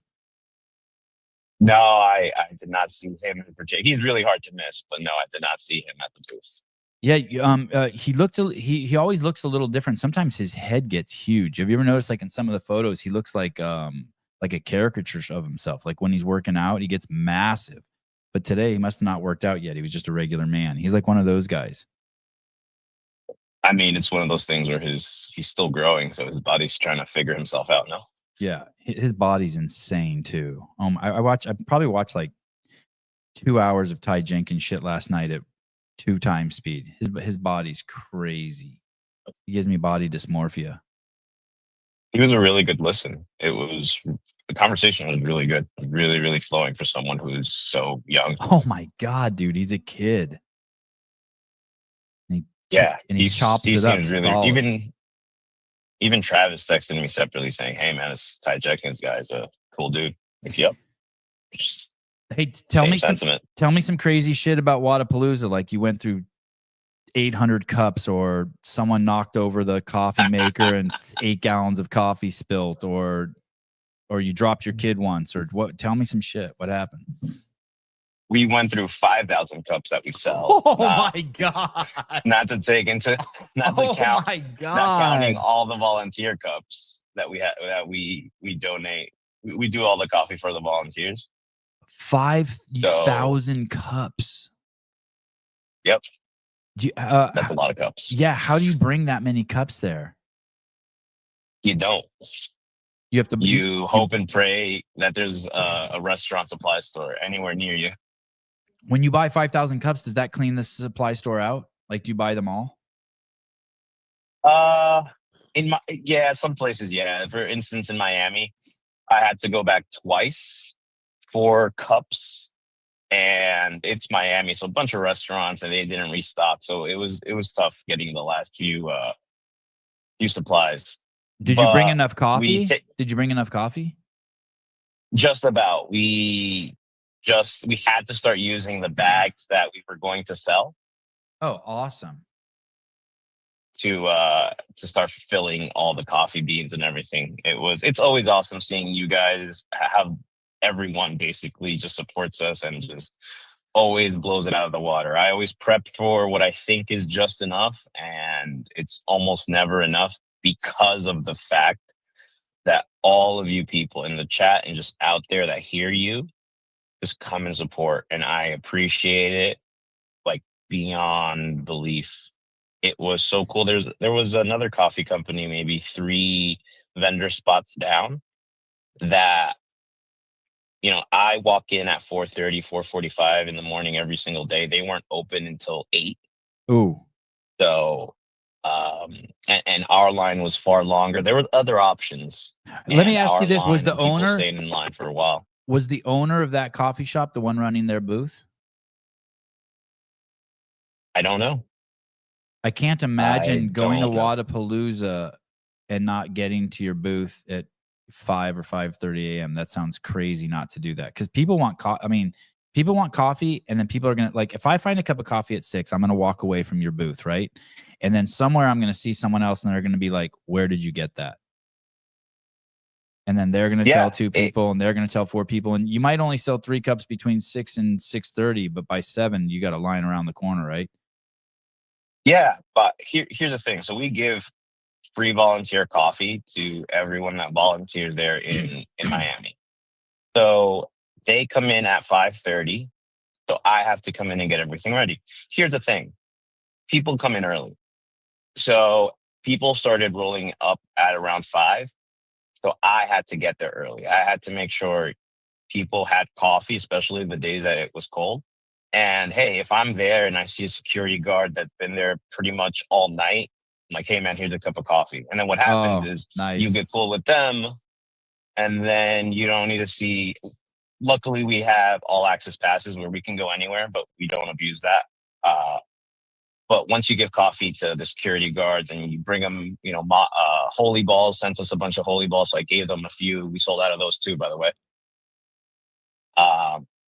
You know, they'll let you go in anywhere without checking your bracelet. My kid walked in, no issue, nothing. Just grandma and kid just walked in without a wristband. We had a wristband for them, but hey, let me ask you a couple questions, Gabe. Gabe, let me. So at the games, your booth can only sell 1 item. They have that rule. They don't have that rule at Wadapalooza, so you were able to sell holy balls there. No, the rule at the games is you are not allowed to compete with the vendor of food wherever they are. So but I also thought like you can't sell my T-shirts at your booth, right? Like if you pay for a booth, multiple people can't go in on a booth. Isn't that the rule at the games? That is the rule. For instance, right? Let's just say, hypothetically speaking, not saying that I ever did that. Right. I've never taken peptides either or CJC 1295 to compete in the Open. I have purchased a booth, hypothetically, a 20 by 10 space at the games, which is very expensive. Mm-hmm. And since I don't do merchandising, I don't do shirts, I have a friend who does shirts. We have a friend that does shirts. I invited him, hey, would you be so kind to sell my shirts there at the games? And then bring whatever else you want, because you're the you're basically Paper Street Coffee. You're going to be working for Paper Street Coffee. And if we sell CEO shirts, they're Paper Street CEO shirts. Yeah. Okay. No one knows that I don't help or I don't fund this particular company. No one knows that. They don't need to know that. I would just, I just wanted, okay. I wanted to get a booth at the games. I remember, and I wanted to sell like Paper Street Coffee.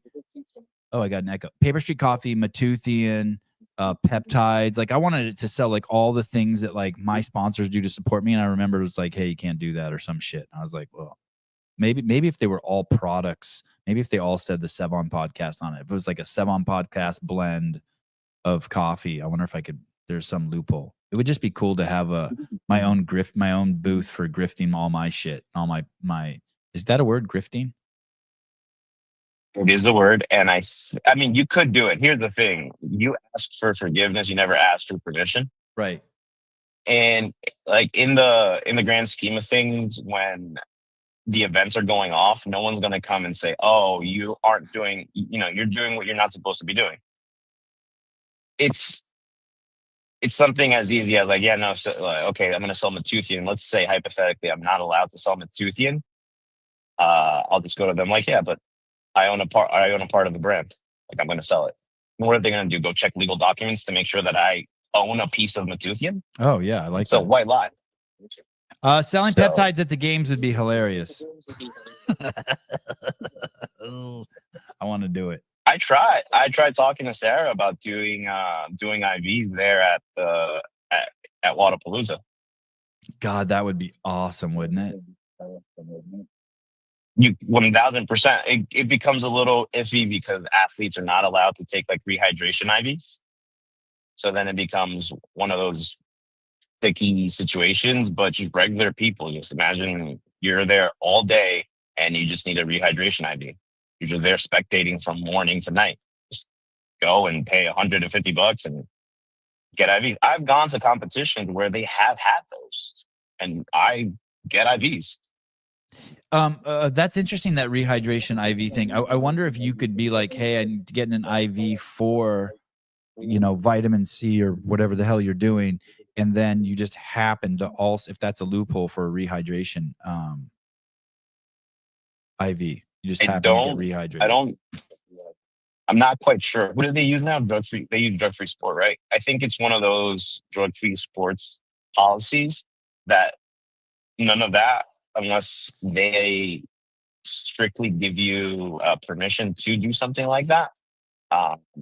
I'm just not quite sure. Obviously, I'm not an athlete. I have no idea what the heck goes on. But yeah, the event was amazing. It was huge in person. I'm not sure how it was on the live stream, I've heard, but in person, wow, did they kill it? Oh, Dylan killed it, huh? Good on him. He sent me some pictures and video, and it looked like it was packed. It was the busiest I've ever seen any type of event.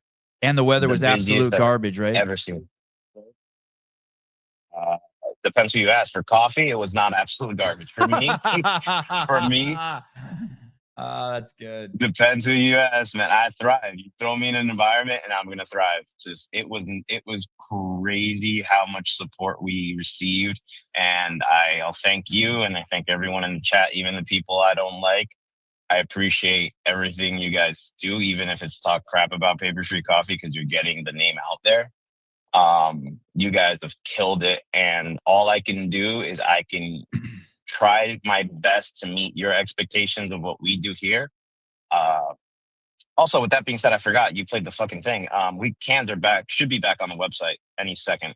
We haven't had cans since you guys all cleared me out last year for December, so cans should be back up on the website. Yeah, that's awesome. So it's cold and people want a warm cup of coffee in their hands. Yeah, it's like I said, that first day, I don't understand why no other of the other two coffee companies didn't just open early. Didn't just go and just open up and just sell an overpriced cup of coffee, It's and just people would buy that. it's just because the owners. I guarantee you, it's because the owners weren't there. When the owners aren't There, there, like that shit happens. but there's no rhyme, there's no way. I can't fathom me not going there. Even if I brought 6 people to work, which I did, there's no way I wouldn't be there, and I wouldn't tell my team, "Hey guys, you guys are opening at this time." But yeah, I'll be. I mean, I worked my ass off. I know a bunch of people saw me walking around and running around from, we had 3 different areas where we had to supply coffee for technically, and we were just running back and forth, bringing water, bringing coffee, bringing milks, going to pick up stuff from Restaurant Depot and stuff like that. It was awesome. I'm excited so much more for SoCal now, and the in-person experience is crazy, crazy, crazy, crazy. Definitely make it out to either one. Haley, I'm going to lunch at Arc at 2. Sorry. Not good, man. That's it. All right. Well, I'm glad. Any other it. stories? Did you drop the kid at all? Dude, I told Travis, since Travis is single, Yeah. bro, if Travis came, oh man. Oh, I would have been like, here, Travis, take the baby for a walk and just rack up numbers. Oh yeah. That kid is just a chick magnet. Well, noted. Babies are chick magnets. All right, man. I'll talk to you. Hey, if you need a little sponsor for Kill Taylor this weekend, Okay. We thank you. I know you're so good. You text me right away last week. This week we have some nutrition. We got someone. Isn't it crazy that this thing just keeps chugging along? This Kill Taylor. What do you mean? Of course, no. I expected it to go the way that it's going. Everyone wants to do it. Yeah, it's nuts. And what's cool is we are in talks with sponsors who want to give $1,000 a week for a year and $2,000 a week for the year. And what's crazy about that is people like you'll still be part of the show regardless if you sponsor or not, just because you've always been here for us and you've supported me and my family for since day one.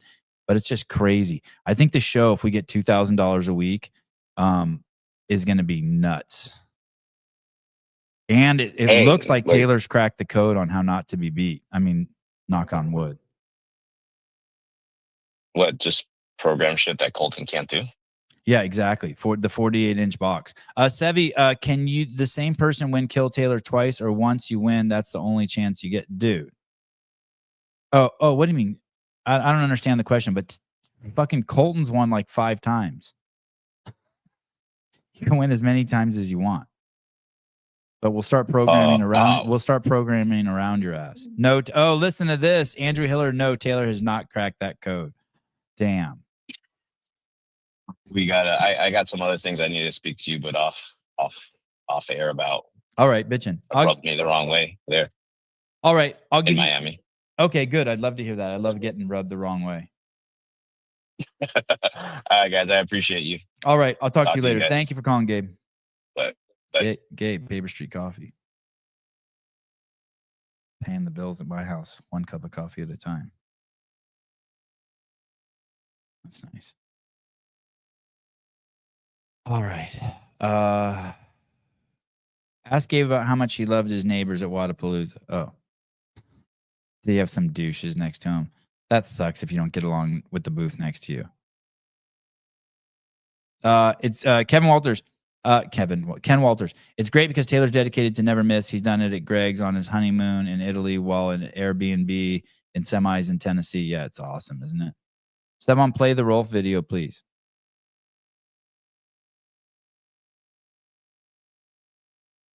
I saw something I wanted to.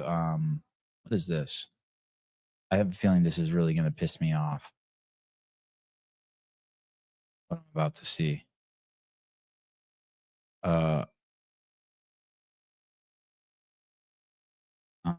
Okay, let's see. This is really gonna piss me off. I think Marvel movies are stupid anyway. Let me start with that. The vast majority of them are just horrible. What is this? For me, Captain America represents a lot of different things, and I don't think the term, America should be one of those represent. For me, Captain America. He's talking like he doesn't want us. Captain America doesn't represent America. Did this guy really say that? Please tell me this is out of context. Is this the new Captain America? I didn't know. I thought Captain America was white. I guess it doesn't matter anymore. Bye. Have fun. Are you going by yourself? Okay, you have your phone? Okay, I love you. My head looks so round now that I shaved my beard. I just looked in the camera for the first time. I'm like, oh, my head looks like a bowling ball now. I have a perfect head. If round is good. It's different than giving perfect head. Let me see what. Stop.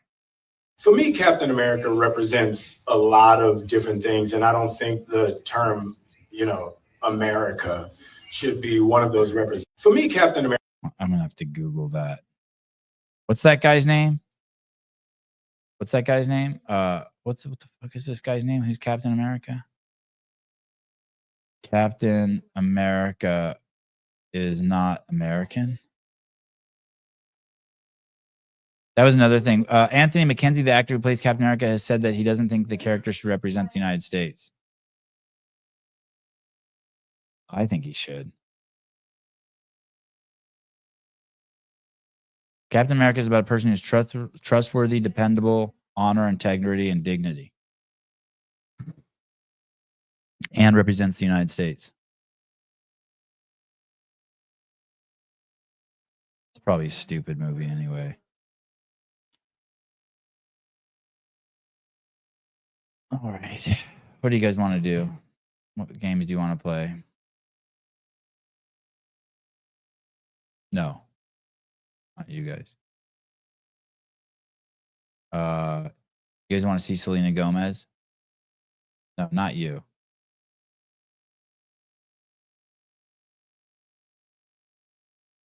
Yesterday alone, they deported 1,000 people. I was going through the list of the people they deported. It's crazy. Some of the... Oh, your legs are sore? Yeah, you did 55 pistols yesterday. What arm work? Oh, and you did snatches with the 25-pound dumbbell. Yeah. How's your lower back?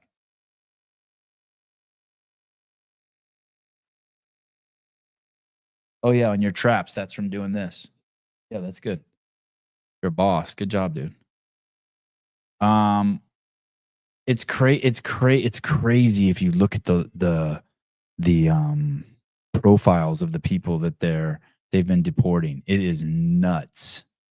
Listen, if you're an illegal alien and you're hanging out with a dude who has 18 counts and one of them's rape and one of them's murder, like, you're going too. This is nuts. By the way, this chick is worth over $1 billion. Skincare entrepreneur Selena Gomez, she's very upset. Just want to say that I'm so sorry. All my people are getting attacked. The children. Why don't one of her friends explain to her what's happening? I kind of feel sorry for her that she's so confused. Why doesn't someone explain to her what happened? You dropped off 30,000 Haitians in a town that has a population of 20,000. I don't understand. I'm so sorry. I wish I could do something, but I can't. Why doesn't does she know something we don't know? I don't know what to do. I'll try everything, I promise. Well, she's really crying there. Well, she tried until the fierce online backlash, and then Gomez deleted that insipid, weepy post. She deleted that?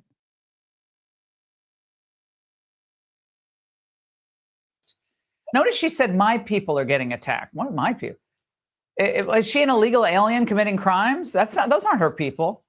Now, given that she's worth an estimated $1.3 billion, good for her, according to Bloomberg, I imagine Selena Gomez could establish homes for migrants in their home countries. Or why not just go down to a fucked up part of Cincinnati or Baltimore and buy 500 homes at $10,000 each? What would that be? 500 times $10,000 each. That would be 100. That's $1 million. And then start a little community there for them. Give them jobs and shit. She was clearly high as a kite. You think that's drugs? You think she was on drugs? Something happened to her face. Her face got fucked up. I love this song. Selena Gomez love song. I love this song though. God, this is a great song. This song is so great. Didn't Bieber used to put it to her? Naturally. Right. Whoa, whoa. I really, really like this song. It's catchy shit. Beep, beep, beep, beep, beep. Thank you, Miss Selena Gomez. Now, someone explained to her, nothing bad's happening. Unless you want kitties and you get raped and shit to get robbed. And basic music for basic brains. I'll take it. Like to wake up every morning to love song and street coffee. Yeah. Feel like having some butt sex right now. Vindicate's favorite song. You lost 500 subs. How could you not like that song? That song is amazing. Come on, guys. So she's confused and some people got booted. Let us teach her the ways. What's wrong with going back to your country? I've been to Central America. Every tree there is producing fruit. It's crazy. There's fruit everywhere. Crazy avocados, mangoes, just pouring off of trees. Passion fruit. It's nuts. There's shit all year round. Bananas. Chickens everywhere. It's a good life. Just come in. 1.5 million of you can come in every year. Just use the right door. Don't use the wrong door. AOC is concerned the prices of coffee are going to go up. Can you imagine? You're sending rapists and murderers and pedophiles who broke into this country illegally, took opportunities away from other people, and your response is, but now the price of coffee is going to go up if we treat them like shit.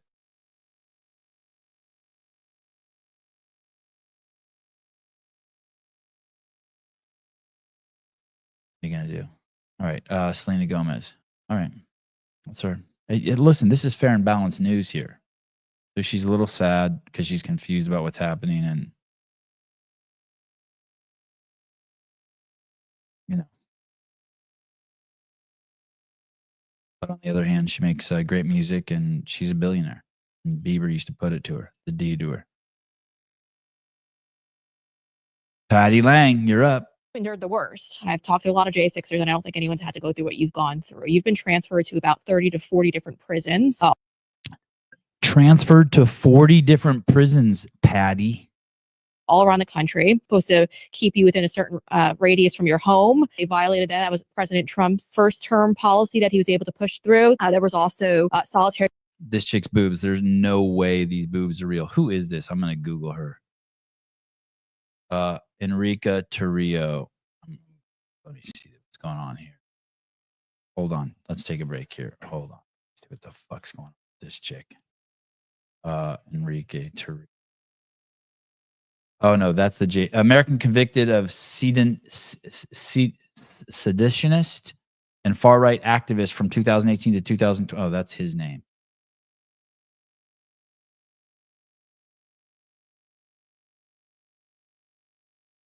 Where's this? What's this chick's name? That sucks. We don't know her name. What's her name? Does anyone know her name? I want to Google her and type in the word swimsuit next to it or nude. This rack is crazy. Anyway, he was put in solitary confinement. Confinement, which was used as a weapon against you at this point. Solitary confinement is 24 hours a day. Every 3 days, you get let out for 15 minutes to take a shower. That's supposed to be the rule. There was this moment in Petersburg, Virginia, where I went 3 weeks with no soap, no shower, no toothpaste, no toothbrush, no deodorant. I looked and smelled like an ape. The transit, it's called diesel therapy. And what they do is they keep you in transit so you won't be in one place comfortably as punishment. It's probably like the worst punishment because you don't get to get comfortable. The most insidious thing about this whole thing, and I hate it, is how easy someone gets used to it. Just kick back and relax. I remember my last experience. It happened like 2-3 months ago. I was back in the DC gulag. They had to transfer me over to Pollock, Louisiana. They had to bring me to Kentucky. It's a 14-hour drive from DC to Grayson County, Kentucky. And it's the first time in a long time that I was able to be with J6ers. So they filled the bus with J6ers. They're hailed as heroes in the prison system. Yeah. You know, I'm in the bus and we're in box cuffs. And if you don't know what box cuffs are, I suggest you guys Google it. It looks like a torture device. It's literally a pair of handcuffs that has a box over it. So it keeps your hands locked in a certain position. You can't turn your wrists. You can't bring them together. And on top of that, you have a leather belt on and they're placed like this. So you can't, if my nose itches, which is What did he say? What should we Google? Box cuffs? Box cuffs? Oh man. Wow, those are brutal looking. High security box cuffs. This is what he was wearing. He's wearing these things.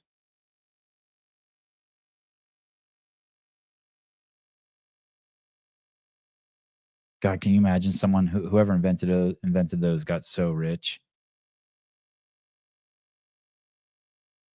I wonder if I can order those on Amazon.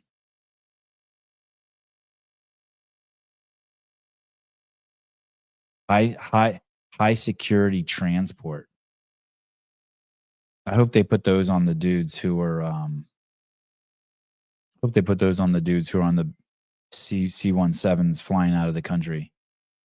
worse. So I'm used to this. I've been doing this for 3 years. So I'm sitting in the back with a bologna sandwich, tossing it back and forth, eating it, just hanging out. I had to piss in a water bottle multiple times. Once they lock you in, they can't open that door because they have us labeled as domestic terrorists. It's cynical as shit, but imagine having to take a piss in a water bottle in a moving van. Is this guy going to try and kill a cop or solicit a minor like his friends just did? No, Pat, you must have that confused with all the fucking scumbag illegals that came into the country who weren't held in prison for ICE to pick them up, who got out. The hundreds of stories out there that follow that. Nice try, though, buddy. And in box cuffs. Don't forget the pedophile that was let out who fucking raped 7 boys, sodomized 7 boys under the age of 14. The 7 boys he sodomized under the age of 14, who Rittenhouse killed the day after he got out of jail for screaming racial slurs in the middle of the street, who was white. And the cops also let him out. Don't forget about that too, Patty. You got to pull your pants down, got to kind of lean like this. But I did piss all over the van, which that means you deserve it. And then we get to Grayson County, Kentucky for 14 hours. And then suddenly the deputy comes in. He goes, hey, okay, you guys are staying, blah, blah, blah. We're going to put you guys in the shoe because you're a bunch of domestic terrorists. And he's like, but you, Tario, don't get comfortable. We're leaving. And I'm like, where are we going? Pollock, Louisiana. I'm like, how far is Pollock? He's like, oh, it's another like 12, 13 hours. I knew I was going to get released from there. So I was happy about it. At the end, there was like 27 hours or 26 hours in box cuffs. You're only supposed to put an inmate, the worst inmates in the world. They're only supposed to wear them for 4 hours maximum. That day, I wore box cuffs for 27 hours. It feels like your bones are being bent at all times. There's no reprieve. It doesn't exist. And I did that for. I think you endured the worst. I've talked to a lot of J6ers, and I don't think anyone's had to go through what you've gone through. You've been transferred to about 30 to 40 different prisons. Sounds fun, right? Sounds fair, right? This is what Pat's talking about. Daniel Ball, who was pardoned, has been rearrested. Ball was among the few defendants being held pre-trial in connection with January 6th pre-trial, dude. And he's been in for fucking 4 years.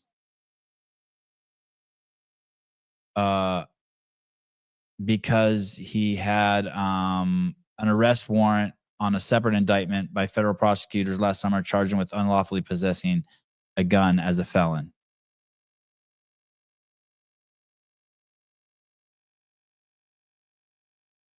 And was this in Florida? Did this happen in Florida? Yeah, Florida man. So look, at least the conservative states are doing the right thing, right, Pat? No, I'm not condoning the release of any pedophiles. No one at J6 molested a child in the Capitol building. You're full of shit. No kids were molested.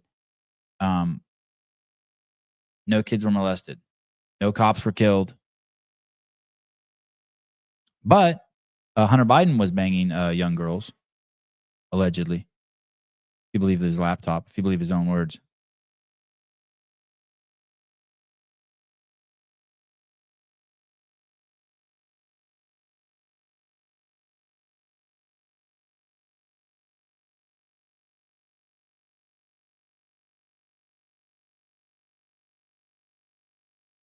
And hey, dude, do the math. If you pardon, for every 1,500 men in the world, there's going to be a certain cohort that's pedophile, a certain cohort that's robbed a bank, a certain cohort that's hit a woman, a certain cohort. There's just the numbers, the odds.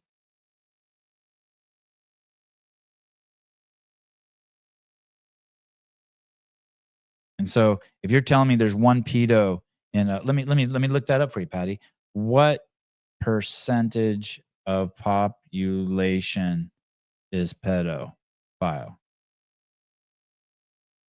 How many men are pedophiles? The Pope is reported to have said that 2% of Catholic clergy are pedophiles. Jesus. Pedophilia. The kid diddler. Sorry, minor attracted person. Sorry, I didn't mean to offend you, Pat. I used the right term. So if there's one pedophile and 1,500 people were released or pardoned, that's like 1/1500ths of 1%. No one's defending anything. There's probably a lottery winner in there too, dude. And there's someone in there who has Peyronie's disease, who has a crooked penis, and there's someone who has cancer. And it's like, dude, no one's defending anyone, dude. You can't collect a shitload of people for a bullshit crime and then be like, well, that one's a pedo. And pivot on him. That one slapped his wife when he was 27. Don't be a dick.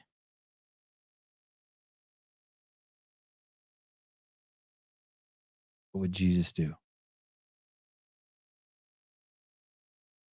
want to know why the Dems lost the election? You want to know why? I'll show you why. This is why Trump's president. Watch this video.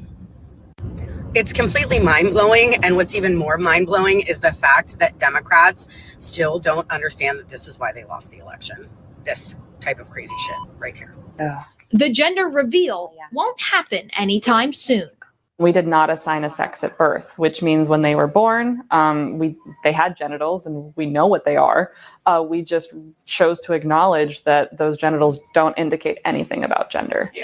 Meet Sparrow, a smiling, curious, adorable 11-month-old baby. Is this a baby? Your next question might be, is Sparrow a boy or girl? Can I see Elmo? The answer? Can I see Elmo? To be determined. My own mother did not know Sparrow's genitals for the first 3 months, even though she was living with us at the time. You're doing so good. Sparrow's parents decided to raise their baby gender neutral, meaning Sparrow will decide gender when older. Even Sparrow's birth certificate says sex unknown. Watch this video.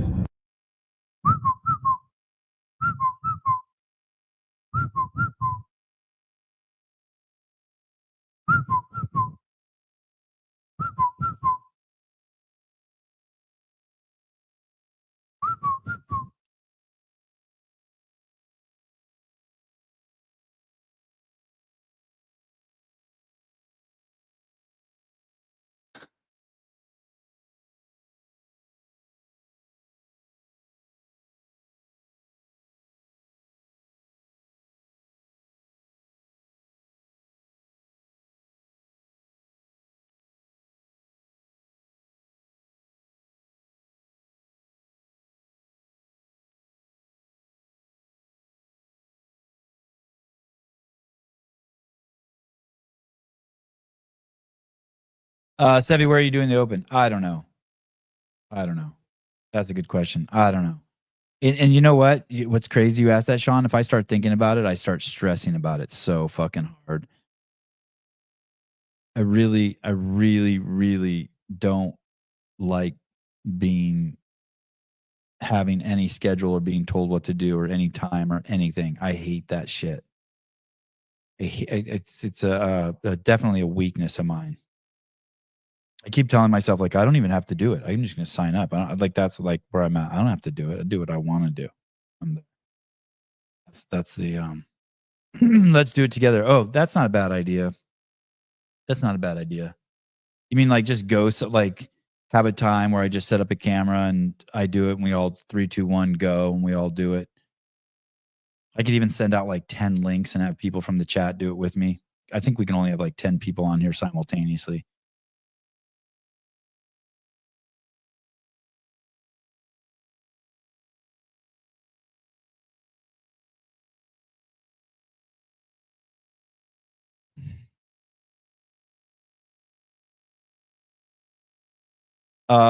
Kenneth, where's Kenneth? Tranquilo, Sevi. Tranquilo, mi hombre. You do it cool, you don't do it cool. Yeah, it's just chill, whatever.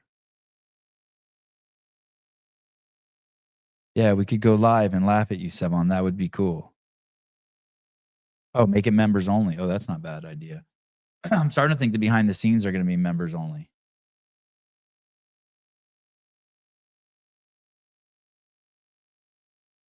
Oh my God, I got to pee so bad.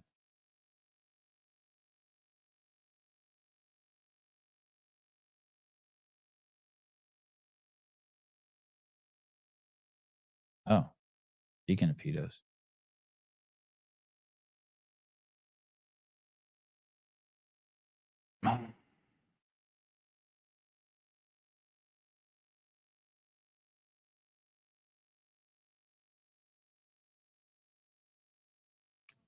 Oh, no, I will be in California and just need somewhere to do it. Oh, you mean like you want to do it like, no, hell no.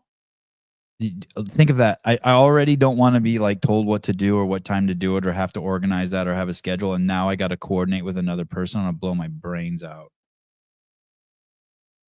You're not going against Wooly now. You're not going against Wooly now.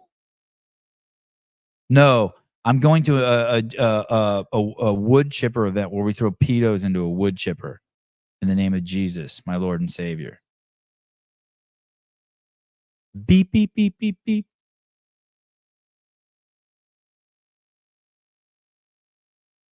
All right, what else do we have? Oh, global warming. Let's visit global warming. Love global warming.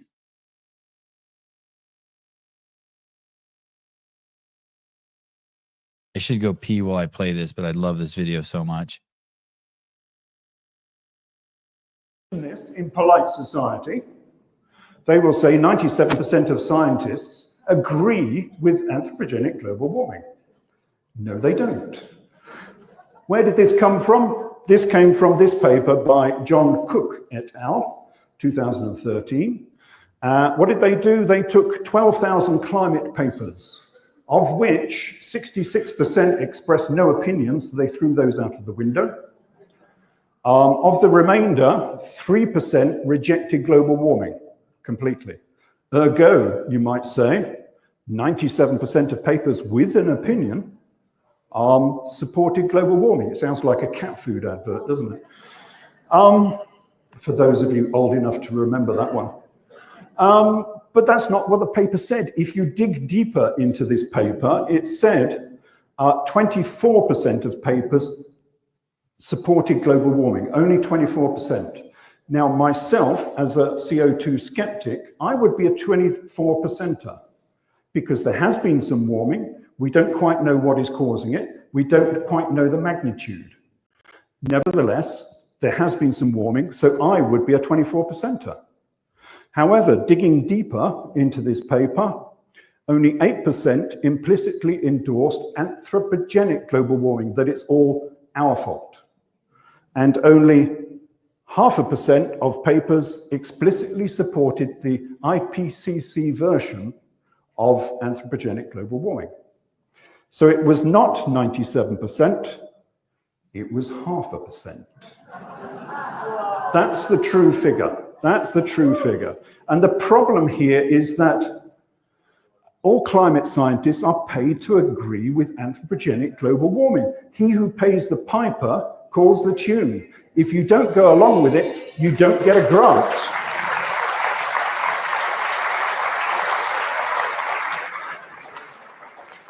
I know about this because my paper was rejected by the Royal Society because it did not agree with anthropogenic global warming. So I had to go elsewhere to get it published. And if you don't go along with it, well, a bit like my experience, you end up like these climate scientists who were actually pushed out of their jobs because they disagreed with the agenda. That's the problem with modern academia. There is no freedom of speech, there's no freedom of research, there is no freedom within modern academia. That is a real problem that needs to be overcome. But if you mention this, well, there you go.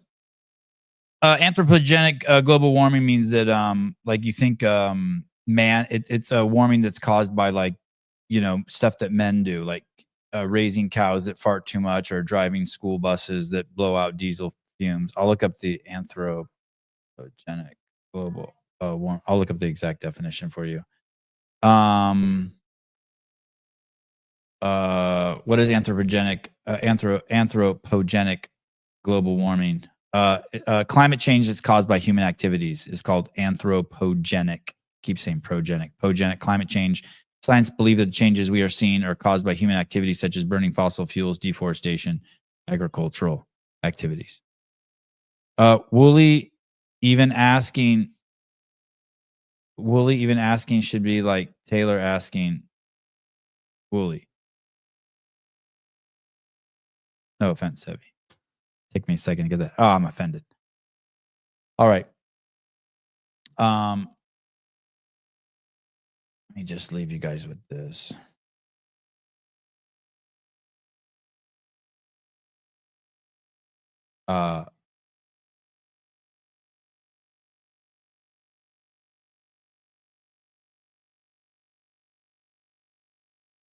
Corinthians 12:9.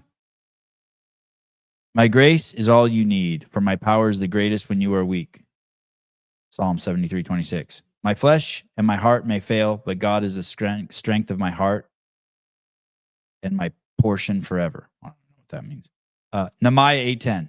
Do not grieve, for the joy of the Lord is your strength. Jesus, those I typed in most powerful Bible verses, and that's what you get. Well, if you don't see that I walk with the Lord then you should get your fucking eyes checked. Love you guys.